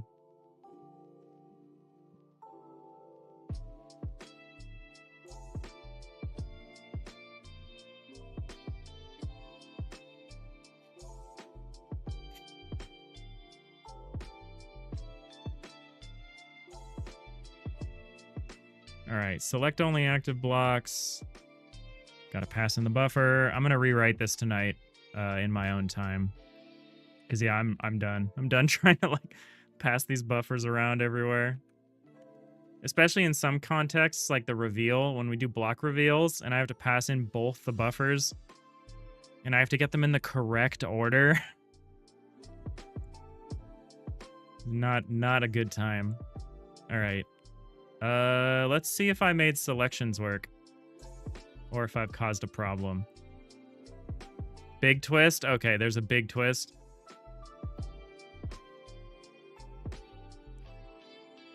It's okay if it's a spoiler. Okay, okay, so we've almost got it.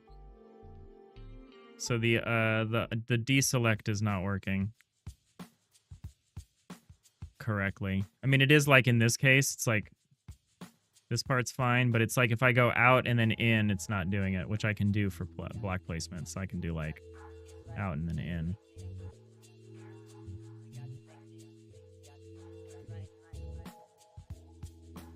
Oh, wow. I did some weird things here.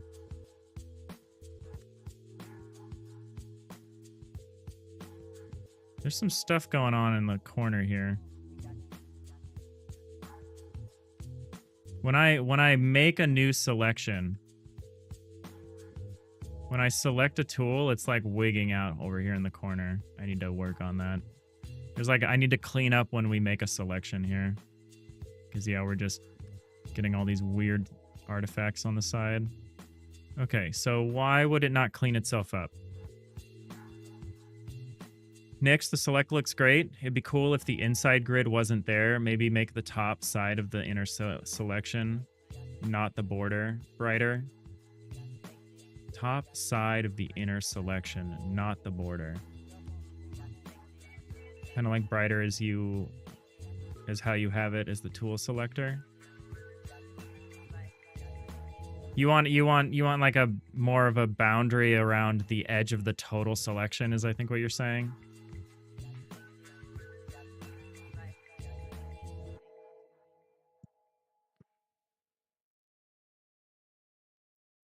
It looks pretty much the same as this. Or you want it like this, where it's like highlight but not like outlined. Unfortunately, I don't think we can do that. Like the area gets selected, no grid. So the reason the grid is here, there is a reason the grid is here, and it's so you can count. This is kind of like your ruler for counting grid lines.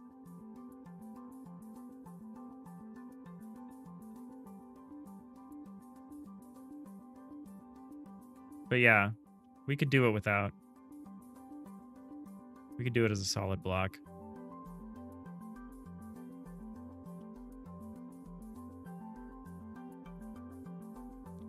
Well, we are highlighting it. I think it's hard to tell that we're highlighting it. The reason it looks the way it does is because it looks better when it's against the brighter background, which is or the brighter ground, which is maybe not a good reason. I had a cool version of it before where it was the inner lines were actually hollow. So like the reason I have it bright is like this, so you can see it. Because when the ground is bright, it's like it doesn't read as well. But it is highlighting it. It's just really subtle. Like you can kind of see here on the dark outline that it is highlighting it. It's actually kind of doing a weird job there on the corner. I've got to figure that out. It's being overwritten by something. Well, that's an edge case that we got to figure out. You could be a fancy pants and put the number of X and Y block count on the sides. That could be cool. That could be cool. You're going to send us a pic? All right. Oh, where am I? So the big twist of that 91 days, spoilers for anyone that wants to watch it. He worked for the guys that killed his family to gain their trust, but he becomes good friends with the upcoming head of the mob family.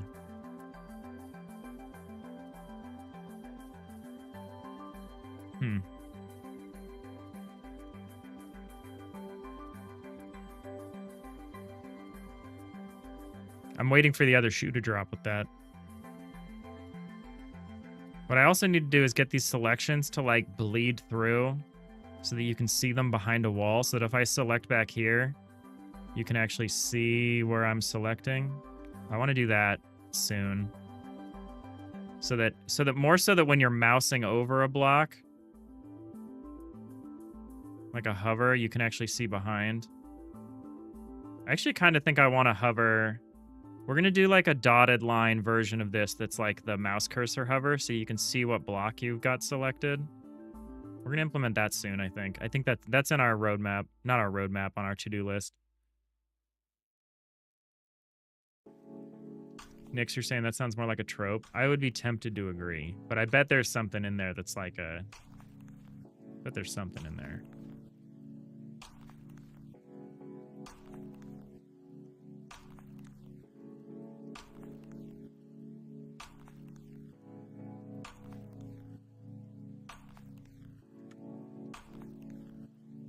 All right, Nick, so you're suggesting like this, like we do like numbers on the side? That's not a bad idea, actually. That could be cool. I kind of like that.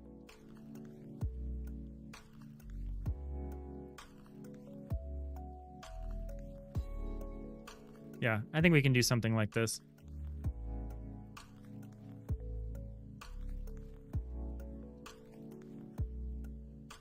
Yeah, no, it'd be aligned and everything.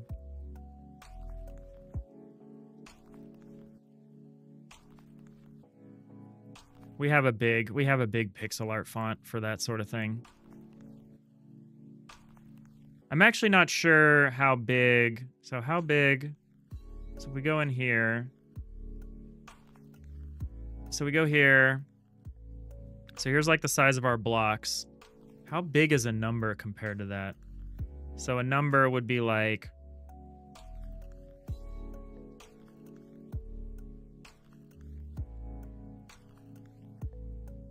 So that's the size of the numbers. The awkward thing is like... So it would be like that, and there would be like a... There'd be like a shadow, because that's how my text works. It'd probably be white against black. So that would be kind of like how it would look. That's okay. It's a little small, maybe? No, it's probably fine. It's like the size of a floor plate. If we decide it's not big enough, we could always do it double size. We could just do the same thing, but at double scale. Like,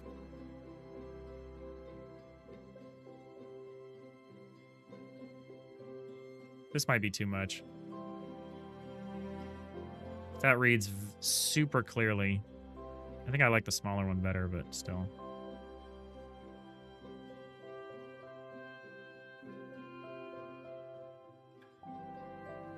kind of weird to put the lighter color as the shadow, but one of those two. One of these two options would be good. I'm probably erring on the side of the smaller one, but especially because we'll have double digit ones, and that would fit. That would fit in here. I think the double size ones would be a little oversized. That'd be cool. I think we can do something like that. Because yeah, it's supposed to be like a guideline thing. In which case, maybe we do want you to be able to select an empty block. We're getting to the point where we're going to need to diverge the behavior between what you can do when you're in edit mode and what you can do when you're in play mode. Right now, we kind of have all of it playing. All of it kind of is just happening. But I think we'll have very different behavior. Because like in play mode, the selection grid won't stick around. It's like when you let go, the selection grid is gone. And it's just whatever you selected remains highlighted. But in edit mode, if you click drag the selection mode, it stays because maybe you want to copy that or drag it or something. So like the selection grid sticks around in edit mode, but not in play mode. So I think that'll affect how we do the UI for it. You got to run for work? No worries, J-Cup. Thanks for the stream. Thank you for hanging out with us. This has been a pretty great day.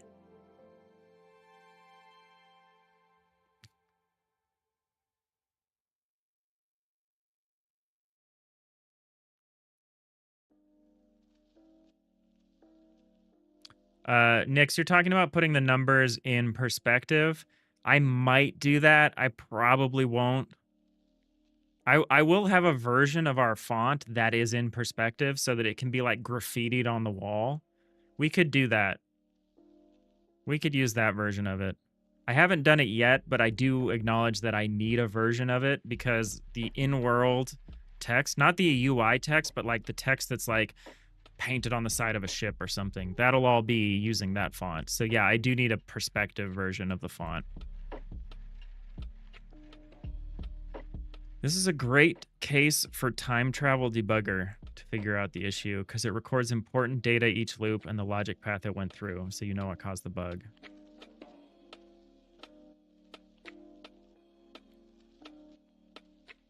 Oh, it's a very simple case.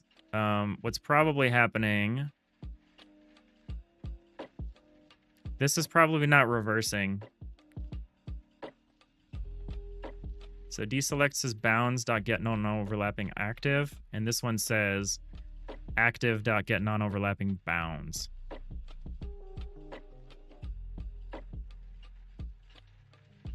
Is that correct? So what I did before, which worked, is I just called deselect inactive blocks straight from inside this function. I stopped doing that. So active comes first when you're placing, and then when you're revealing, bounds comes first. So select, active comes first, deselect, bounds comes first. Not hidden blocks contains, hidden blocks.add, hidden blocks.remove, block.select, block.deselect. But yeah, I could see the use of the time travel debugger a lot, especially when you get some complex behavior going. And you're trying to track something happening over time. It's always a challenge because like doing stuff with breakpoints when you're like trying to follow the growth of something over a long period of time, it's like really hard to do that with just breakpoints or prints or whatever. So no, I totally get it. That sounds like a pretty cool tool. I don't know if Writer has something. Let me see about that. JetBrains, Writer, time travel debugger. JetBrains Writer does not have a built-in time travel debugger in the same way that specialized tools for C, C++, or Java do.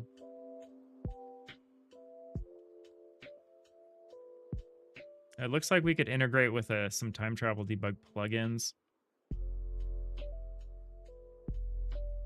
I could step time there's some visualization stuff they added recently for stepping through time. But that's just time taken. That's like a profiler thing. I should probably get more into conditional breakpoints.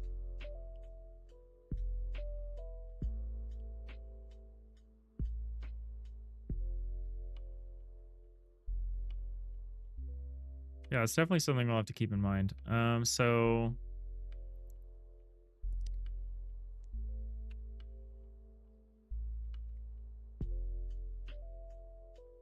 oh, bounds isn't getting reset here. That's probably I would imagine our problem here.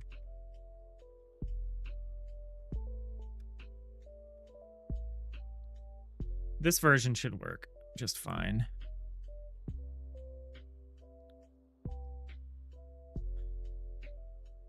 Yeah, there we go. See? Now we got it.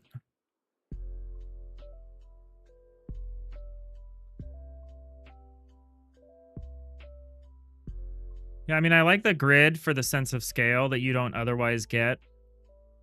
But we could certainly make it subtler. Like I would understand maybe the argument that the inner lines should be either like semi-transparent or just generally less intense than the outer lines. But I think I do want some amount of... The way I was doing it before was with like negative space. So the inner parts of each grid were highlighted, and then the actual line work here was actually just negative space. I thought that was super neat. But the problem is it didn't work for the inner hull. The inner hull was too bright for that effect to work. But maybe we can do something similar. I'm not against it in principle. We just got to try some different stuff. Hey, Forge Hammer! What's Poland? We're popping. How's it going? Yeah, we're doing some game dev stuff. We're working on our block editor here, which is this tool we have for building these isometric 3D spaces. Me on the Charles River. I could die right now, Glenn. I'm just happier. So we can make these interiors here.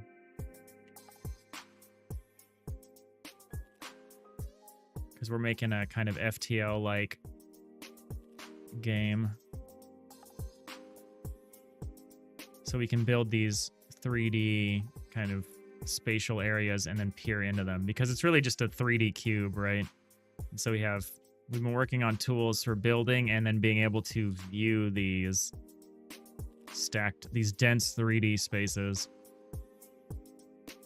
I gotta fix this thing happening over here where it like records a little bit, or it adds something to the preview buffer and it doesn't clean it up, and it adds it whenever I switch the tool. It's a problem. Oh yeah, we have to figure out the hull type stuff for the doors. They're still wrong. What's happening?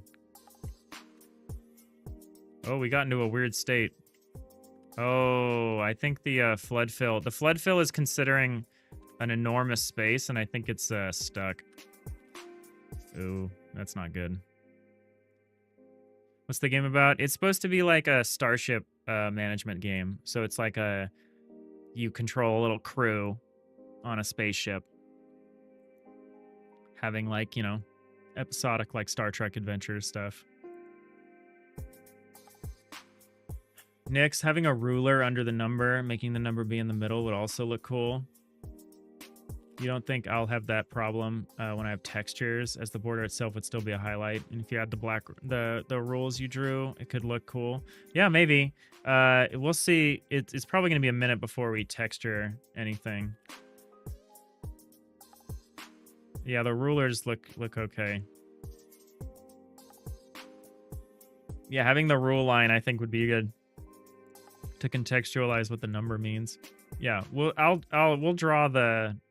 Yeah, when I say drawing the numbers in perspective, that's what I mean. Skewing it in 3D. Like you would a block. Yeah, we'll definitely be doing that. Forge Hammer, you tried making a game once and ended up just using AI. Great work. Thank you, Where Am I?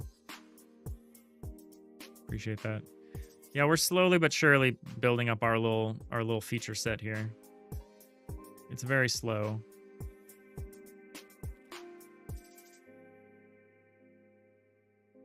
It's slow going.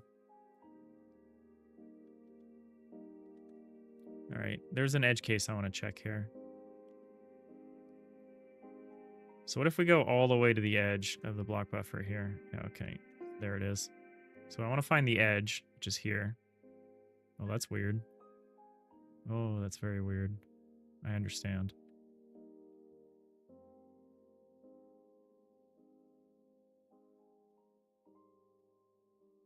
Oh, interesting. It clamps it. I guess that's okay.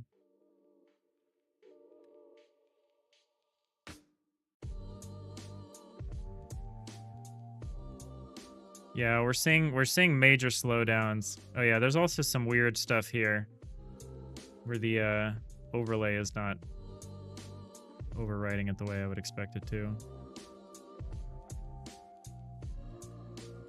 Okay, it's mostly working. Definitely got a few more things to work on with it.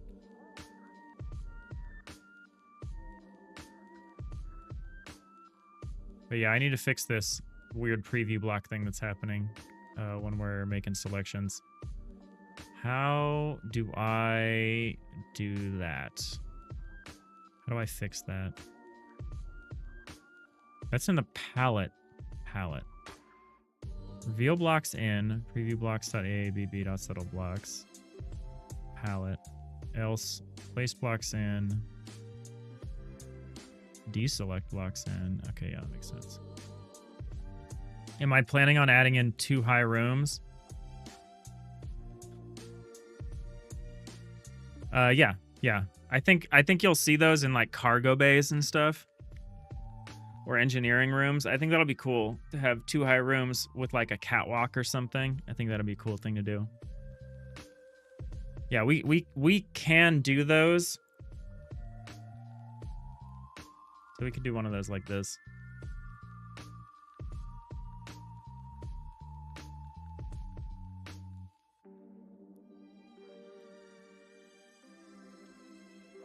So we make a ceiling. And then what we're going to do is we're going to make a floor. And we'll make 2 more. And then what we'll do is we'll go back to this one. And we'll erase this one. So now we can just say... Now we can build up some walls around here. Am I on the wrong? Yeah, I'm on the wrong level. A little hard to tell what level we're on. We're working on something for that.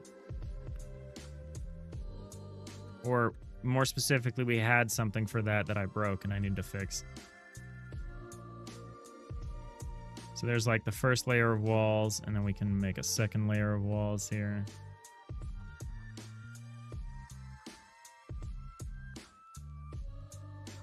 Oh, I went too far.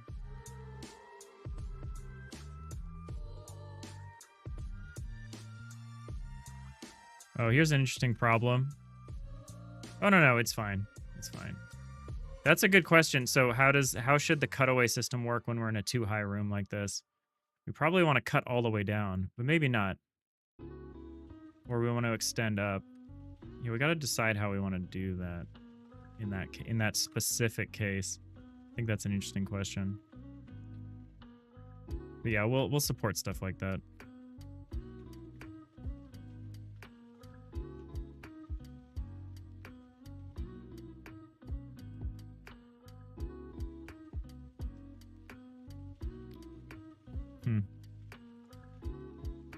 Redeem stretch. Thank you. Thank you, Forge Hammer. How are you doing? How was your weekend? I really enjoyed our RimWorld stream. I played a few more times. Each time resulted in a fiery death for everyone. Where am I? Have I thought about making it in 3D environment, then adding pixel shaders? The way a short hike did it. Do you think the tools to build in 3D is easier than creator-specific system? I don't have the 3D tool workflow stuff.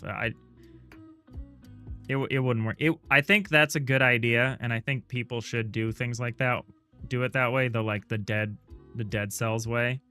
In fact, we have some people in our community that are doing exactly that, like Diginanigans, who's doing like a 3D dungeon crawler that's getting down-resed into like 2D. And sampled and all that stuff.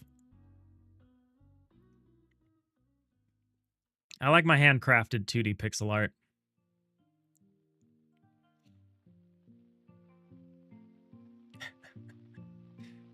Yeah. Rest in peace, our space janitor, Forge Hammer. Is there going to be a version of the 2-3 wide doors that are 2 stories tall? Probably. I think we'll make... I need to decide how that's going to work in terms of animation and stuff, but we will have bigger doors. We will have 2x3 doors. We could even have 3x3 doors, theoretically. Will being boarded become a feature? I think so. I want to focus on that kind of thing for sure. I think that'll be fun. I don't think this game will be quite as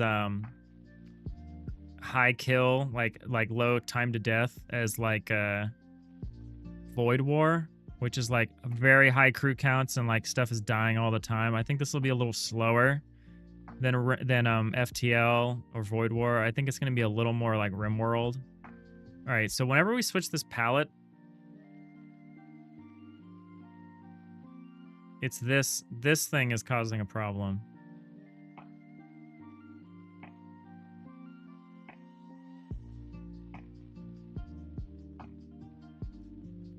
So we reveal the blocks, reveal all the blocks. If command and exit is clip, whatever.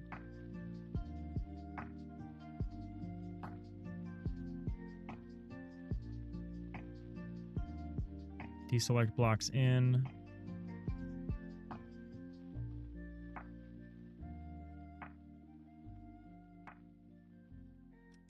So what does it look like if we just don't do this part?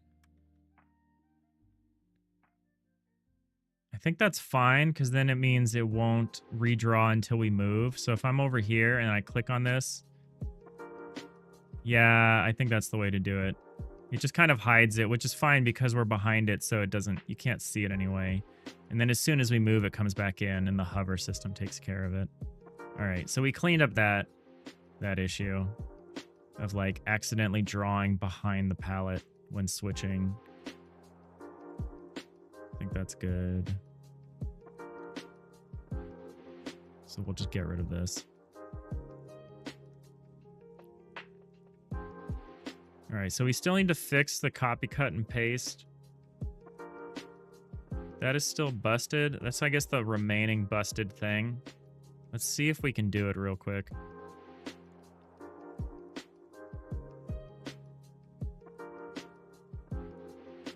Where am I? My thoughts on Darkest Dungeon 1. No, your thought on Darkest Dungeon 1? My thought on Darkest Dungeon 1 is that it does not respect the player's time, which the creators have come out and basically acknowledged. Like, it's like worse. It's like, it's maybe about as disrespectful as like XCOM. Maybe worse because it's kind of it's a bit grindier, I think. Yeah, I like Darkest Dungeon 1.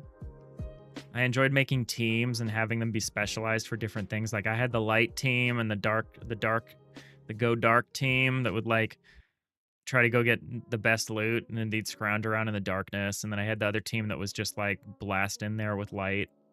Like it was fun. But yeah, it's too much of a pain in the butt. Like you can soft lock yourself in that game. Like you can spend all of this time in the campaign and end up just getting in this like almost unwinnable state, and then you just have to like build back up your whole team. Yeah, so it's agonizing. I don't have time anymore for that sort of a game. So like incredibly grindy, but I really enjoyed it when it came out. Forge Hammer, you watched a new RimWorld player immediately get entirely defeated by a rabbit. That has happened to me. That happened to me over the weekend. I think my crucial like key member got killed by like a mongoose or something. I don't know what it was, but it was vicious.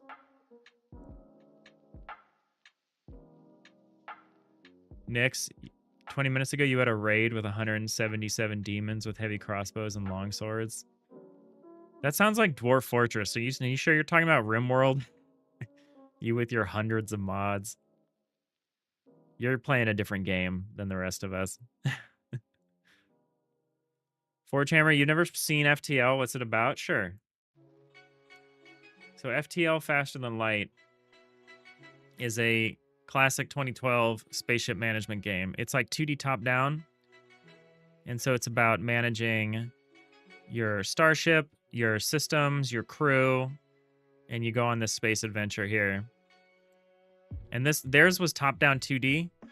I'm making like an isometric 3D just to add, just so that I can have bigger ships with more like layout options and stuff like that. But like fundamentally, it's very much in this vein. I would say it's like somewhere between this and RimWorld is kind of what I'm aiming for. Because this game is a very brutal roguelike. It's very fast-paced. It is pausable real time, but it's still a very fast-paced game.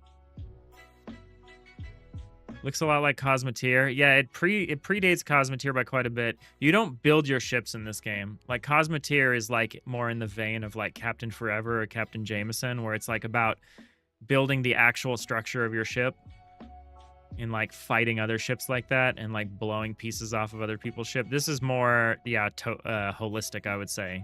Like you start with the ship design, and the ship design doesn't really change in a run. You can add systems to it, but it's not like you're like building new rooms and stuff. Nix, in 1.6 you barely have any mods, only 161, and most are quality of life. I was shocked at how different the quality of life is playing vanilla RimWorld, because I'm playing with no mods, and yeah, it's kind of, I didn't realize the amount I was like taking for granted all of this quality of life that the mods had been adding to it over the years for me, as my like selection of mods just got bigger and bigger and bigger over time. Will you be able to create ships in your version? So yes and no. So like obviously I can build stuff, but this tool is just a runtime tool. Like this is written so that it could run during the game, right? So like from a technical standpoint, someone could create stuff during a game. So whether that's doable or not is really a question of design and balance. So I at least want modders to be able to make ships. I don't know if I'm gonna want players, especially players during a run, to be able to like build or edit their ship. Maybe it'll be the same thing of like maybe it'll be more decorative, like you could maybe rearrange systems or upgrade stuff or like decorate things. But yeah, I don't know how much structural leeway I'm gonna give a player, at least during a run. So while technically it's feasible, I'm not sure if that's gonna line up with the design. But I'm essentially trying to make it so that all of the tools that I use to make the game work in the game at runtime, so that the mod support is like built in from the ground up, so that anybody could theoretically make content for the game. That's a goal. That's a goal I have with it, for sure. All right, let's see if we can get the clipboard working, and then I will probably be happy with our progress for today. All right, clipboard. What are you unhappy about? Oh, excuse me.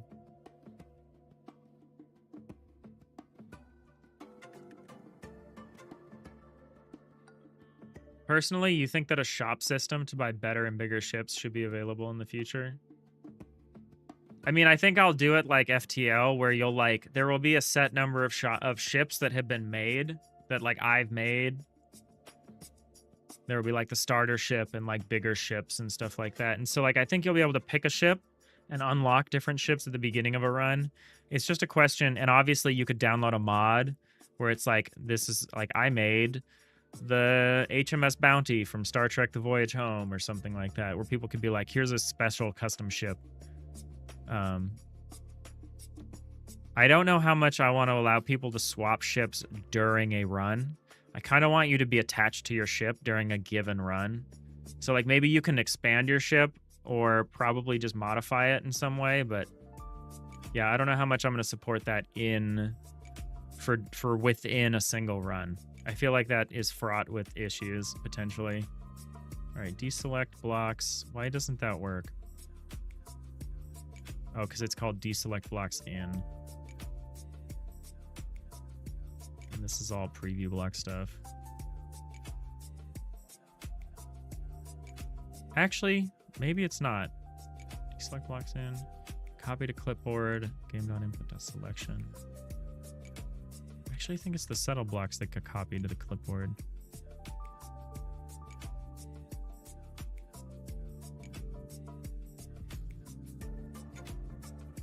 Okay, so here's the complicated function.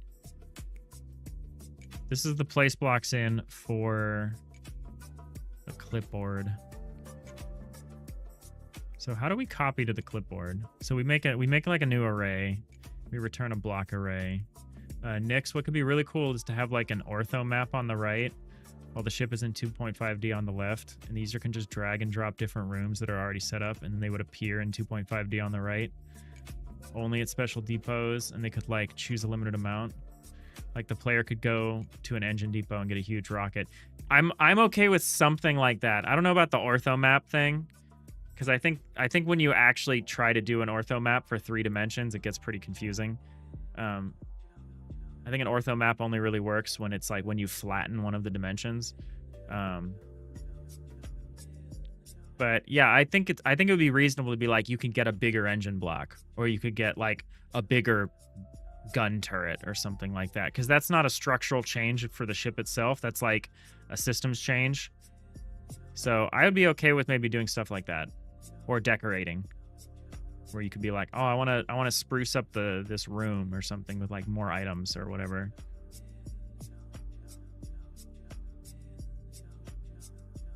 Where am I? Darkest Dungeon. The design is supposed to be dreadful and just impossible uphill battle, like Lovecraftian and video game feel. Yeah, no, I understand it's supposed to be this uphill impossible battle. The problem is when you design the user experience to also be that, in addition to that being the theme, I think it's like, I think it's just a bad time eventually. I want to play the second one. I want to play Darkest Dungeon 2 eventually. Where am I? You haven't reached as far as me, but you love the art style and the game design to honor it. Makes you live the Lovecraftian journey. Yeah, I love the feel of Darkest Dungeon. When you get into the late game, you really notice how much time you put into it, and you can be put in a really rough position depending on the outcome of some of the late game battles. So yeah, I wish they had balanced it a little differently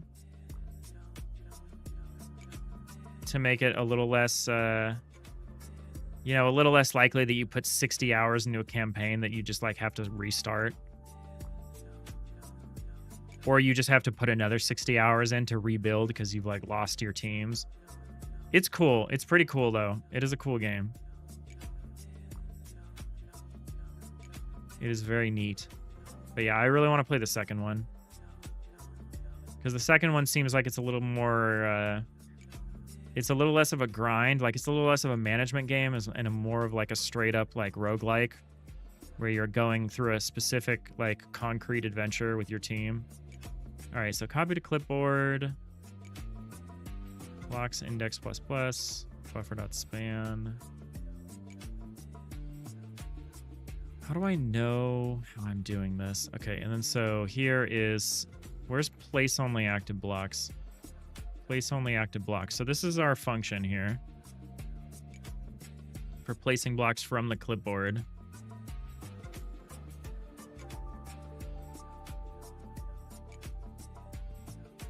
Hidden blocks, we can just say hidden blocks.add new coords.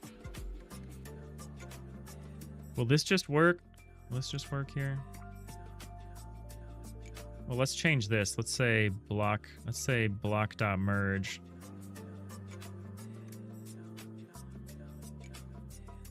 Where, how do I know what the block is? Oh, we get the block out. I see. Oh, how are we going to do this? Isn't it just blocks index? Hold on. How does this work? You're going to head out? No worries. Thanks, Forgehammer. See you again.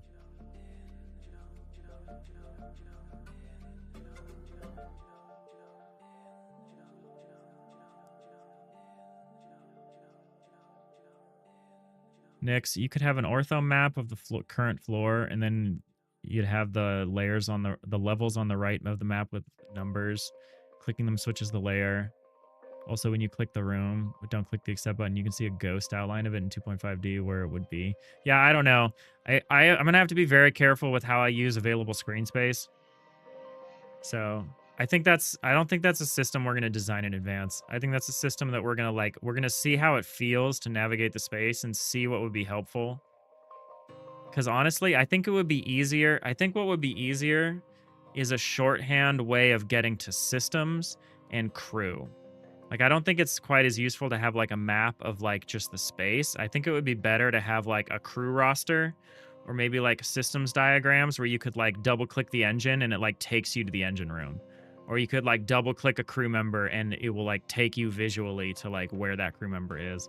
I'm tempted to do something more like that than to have a big map, like a big mini map thing. I think if you have a mini map, the mini map should be like the space around you. Like, is there a ship next to you? Like I think it would be like if you zoom in onto your ship, you would see like maybe a mini map of the 9 box. Did I have a rage moment while playing it? Where am I? I think I did one of the first times I played through it. I took it kind of easy. And so I actually got to a point where like I did not have the equipment to progress in the game. And so the only option was to just keep grinding. And to step back down, to like step back down a level, to like go back to like lower level stuff and just keep grinding until I could get the equipment I needed to like go up and to like train up a team to go up. Because if your advanced team gets like wiped out, you have no options but to just take a step down and like go back to it with like your B team or your C team. So like it really hurts when the A team gets wiped out. I think it's cool because you can recover. It is rage inducing. I would agree. All right, so when we're placing this copied portion, if blocks index.form is empty and we have a block here, what am I talking about? Oh, I see. So this is like a little carve out to like delete. So actually what we could do see here is we could say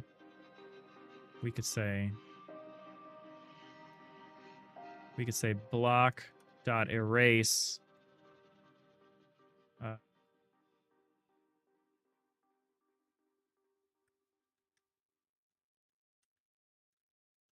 how do I know what block though?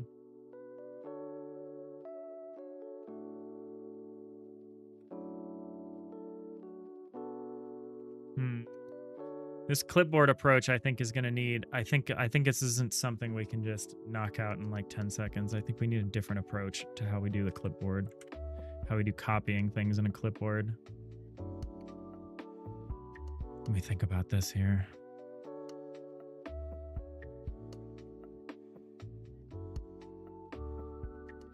You've never had a rage moment in any game? You must be incredibly well adjusted mentally and emotionally.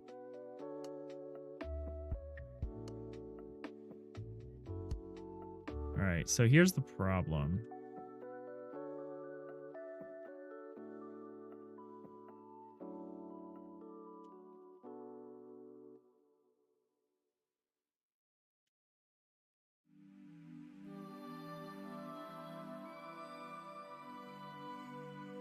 Oh, I think the thing I'm trying to do with the clipboard is wrong.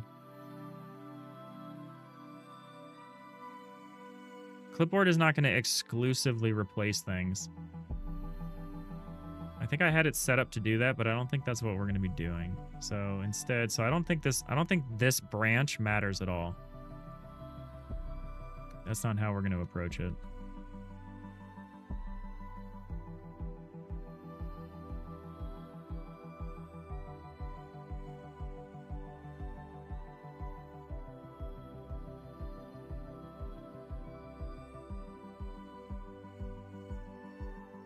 So who uses place blocks in?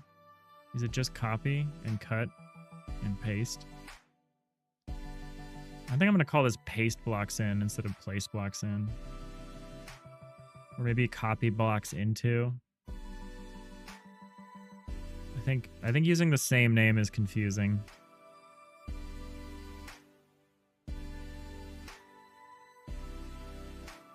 You know, those types of games are rage games. I don't think that game definitely wanted to play off of stress in a big way. It was very much based off of the stress of the characters having a big impact. And it definitely had that mood, and that would extend to the player.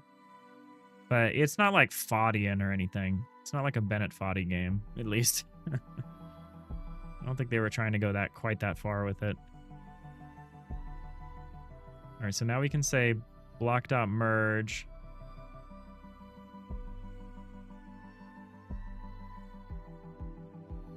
So we'd say blocks index. We'd say buffer span. No, we'd say buffer. No, we'd say buffer dot get index new chords.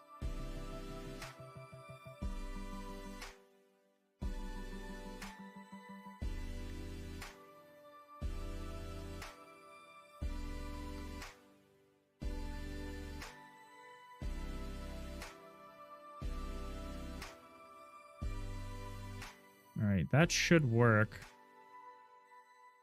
Wow, even in League of Legends, you've never raged. That's incredible.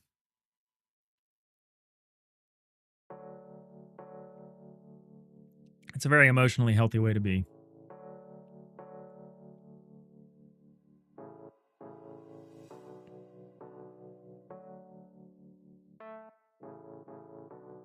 All right, I think I got about 10 more minutes here. I think that's just enough time to finish restoring all of this functionality. I think we can get rid of this.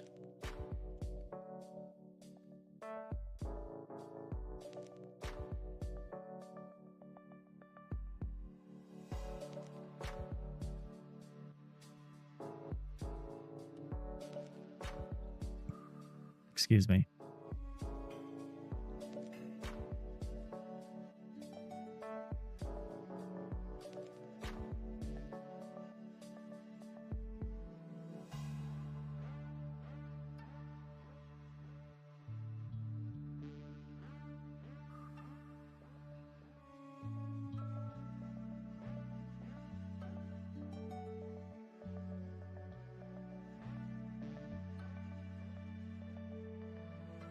All right, let's go back up to here. Preview blocks. Yep.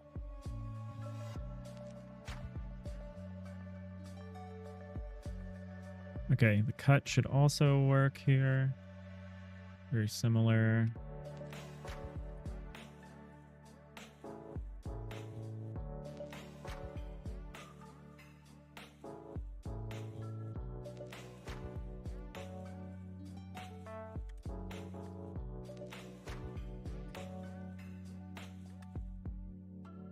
Okay, so a cut. So we erase in the preview. And then we place here. Why do we clear the hidden blocks? Oh, I understand. I understand.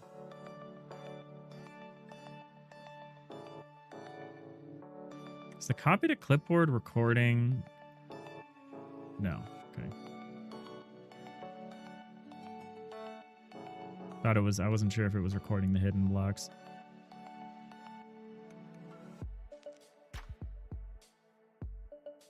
Okay, so the cut immediately makes a structural change.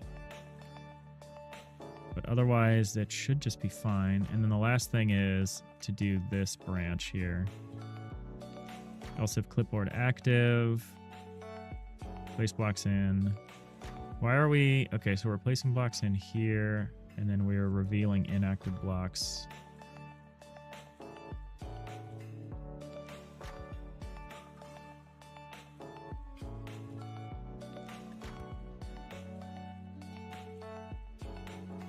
All right. I'm not sure that's going to work, but, you know, let's just give it the good old college try here.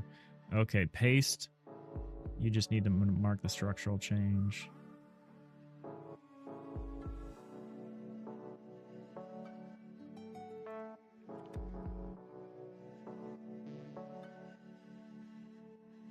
I have big state machines, but you understand. Yeah, this isn't exactly a state machine. This is more of a command processor.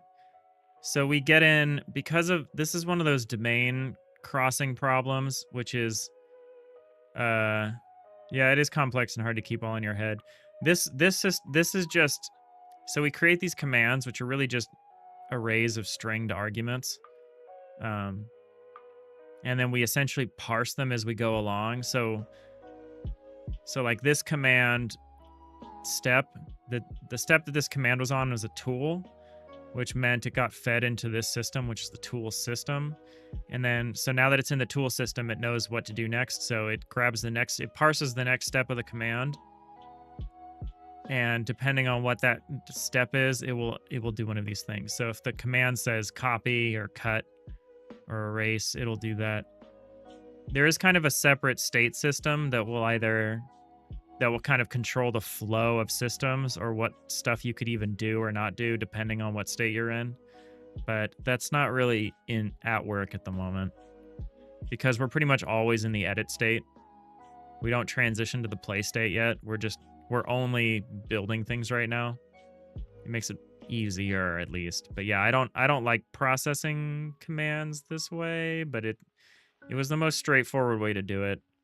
It is messy, though. It does end up these big switch statements that I don't love. I'm going to try to figure out ways to clean this up.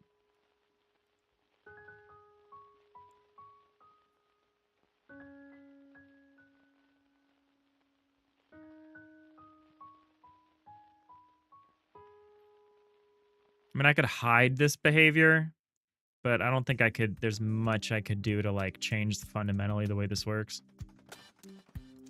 I could hide it, but I kind of like being able to see all of it. All right, let's see if we managed the copy-paste stuff. We managed to restore that functionality. So if I grab this, let's just add a couple of little details to it. Make a little smiley face or something.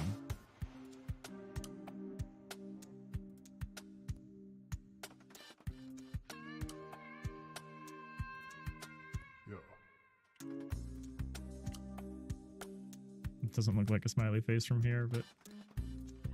Oh, it does if you do that, I guess. Let's copy it. Oh. This is fun. Okay, so it's not cleaning itself up correctly. I like it though. It's got like we've got this like after image effect. We need to find a way to use this after image effect for something because it's fun.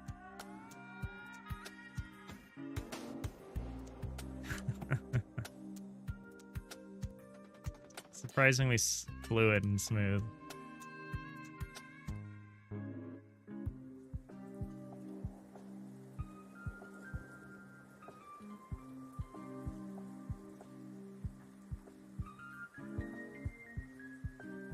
Alright, so it's not cleaning up. That's fine. So that's in the hover. So clipboard is active. Bounds, clipboard bounds dot move. Prior bounds, settled blocks.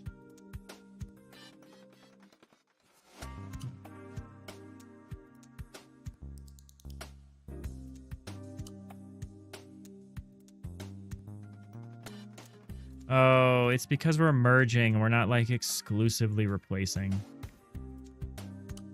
Huh. I understand. I think what we need to do is we need to say... I think we would need to reveal the blocks in the...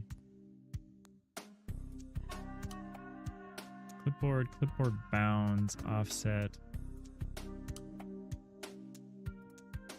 How do we know how to do this retroactively, though, is the thing. I think we just need to clear. I think we essentially need to re-execute the paste effect each frame or each time we move, because we're not exclusively moving the thing that's copied over anymore. We're like merging it, and it's creating that kind of mooshed effect. Where am I? Big switch statement, not bad if needed. In your case, it looks like they're needed. Yeah, that was my thinking. I just don't see a easier way to process these commands. It's like a pretty gross implementation of a command pattern, but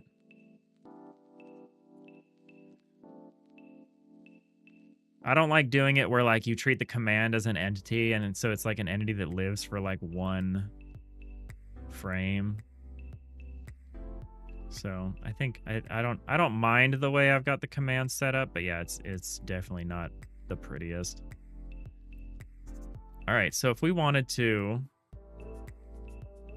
prior chords minus clipboard anchor, these blocks in.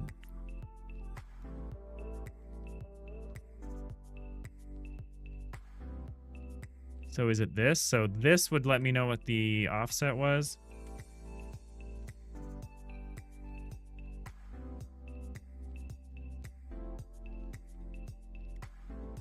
These blocks in. So the new chords is the offset.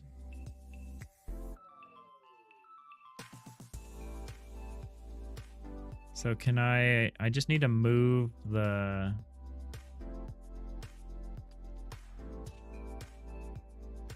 I need to move the bounds. So we need to say reveal blocks in.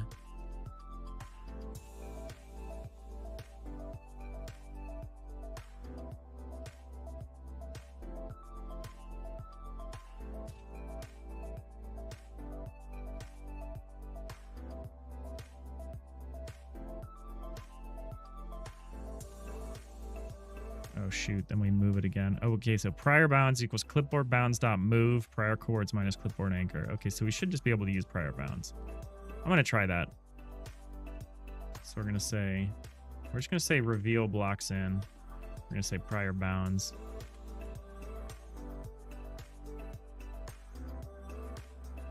I don't know if we need to do all three of these, but I'm gonna try it at first. And we'll see if we can get rid of some of it. So if I just grab this, I want to continue to have like some kind of silly thing here.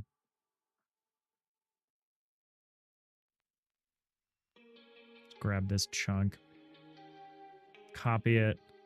Okay, here we go. Easy.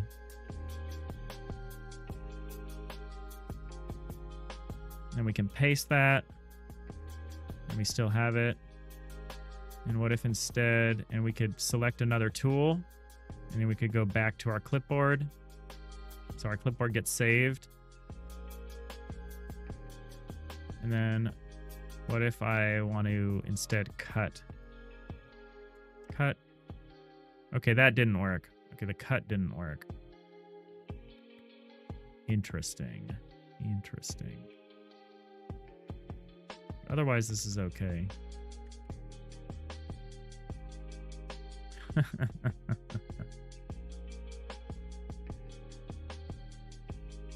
Okay, why didn't the cut work? Oh, I want to see if I can do it without this.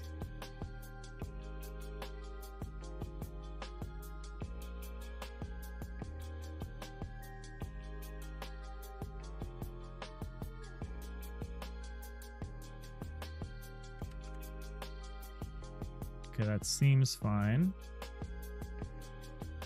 Okay, good. Okay, so we can get rid of this line. Just do it in this order. It seems to be fine. Now, instead, so the cut is not doing the cut part. It's not doing the delete things. Erase blocks in, clipboard bounds. Game.input selection. Really? Oh yeah, no, it is. Erase blocks in, clipboard bounds, preview blocks.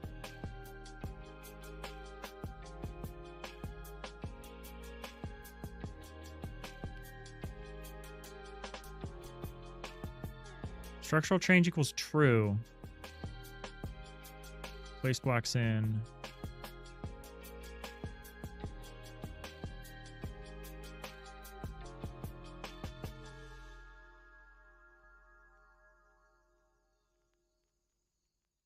Oh.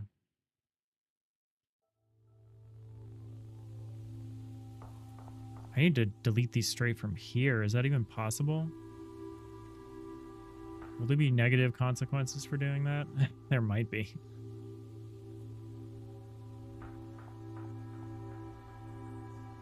Oh, this is annoying. I actually don't want to record the structural change yet. I'm actually not quite sure about the order there. Let's try this.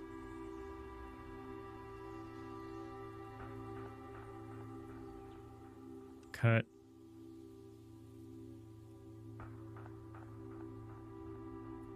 Huh.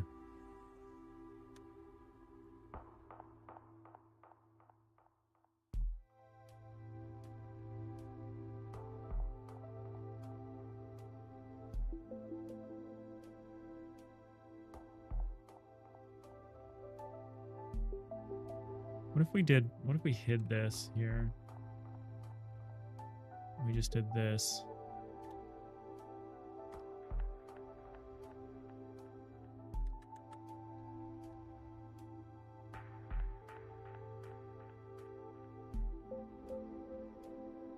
So if I do it like this might work, but it's going to look confusing. Just fine. I actually kind of don't know if I want to continue to support the cut functionality. I think I would rather do like a click and drag. So if we cut this from here, it should disappear. It does not. Fascinating.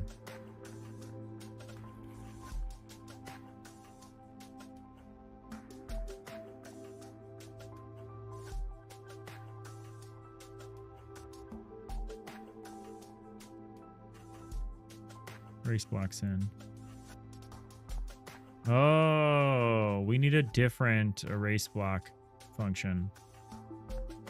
That actually is going to be a problem.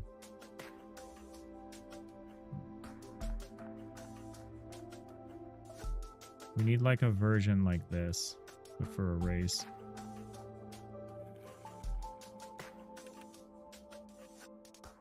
All right, I think we're almost there.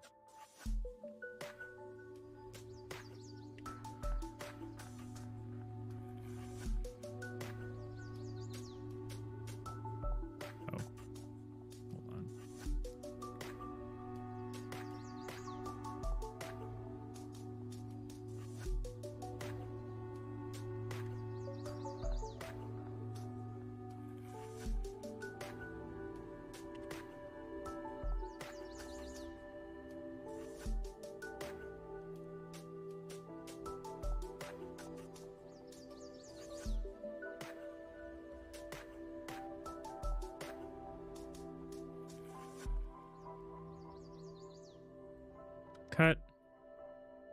Oh, nothing, huh? Okay.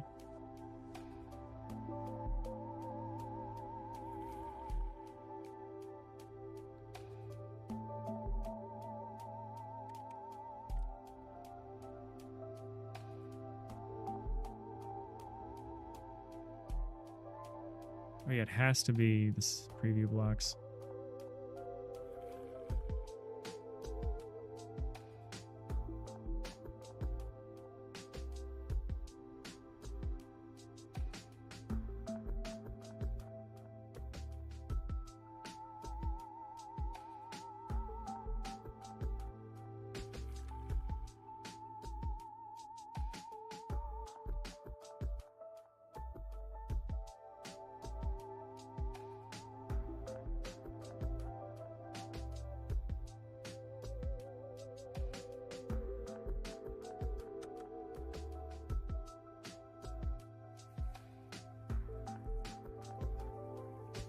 I don't think we need to do this hidden blocks.clear thing.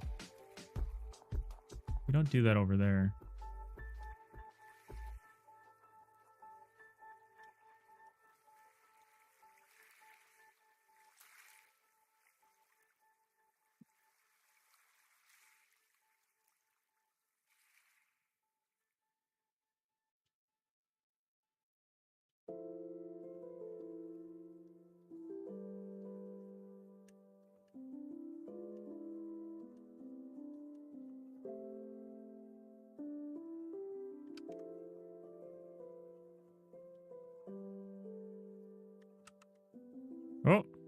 Almost worked.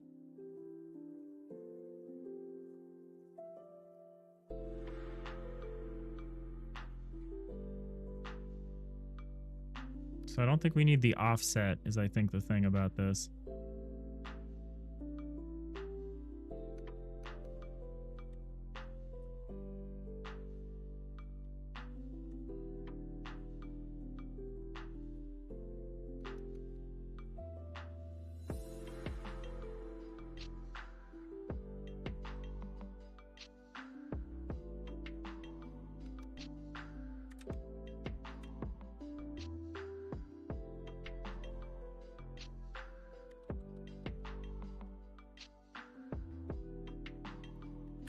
How does this index work?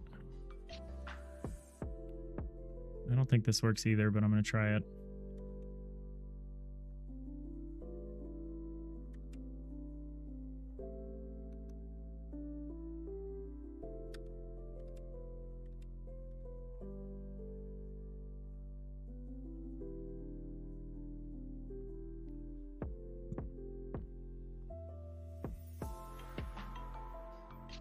Gotta run. No worries. Thanks for Anna Journey. Yeah, I think we're going to be wrapping up in a few minutes anyway.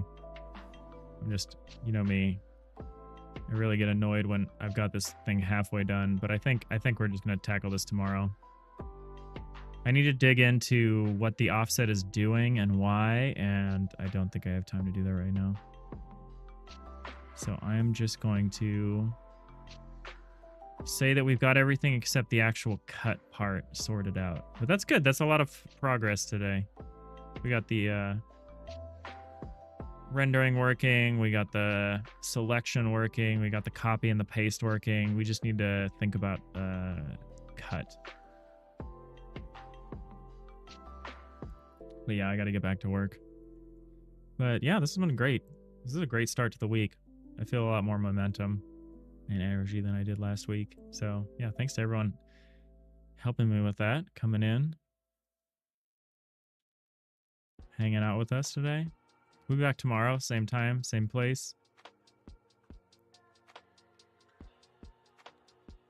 Yeah, we're gonna put up here. It's a nice stream. Yeah, thanks, Nix. Thanks for helping out with that. Bringing the vibes. Yeah, I want to say thank you all so much for watching. Hope you have a great rest of your day, and I'll see you next time. Bye.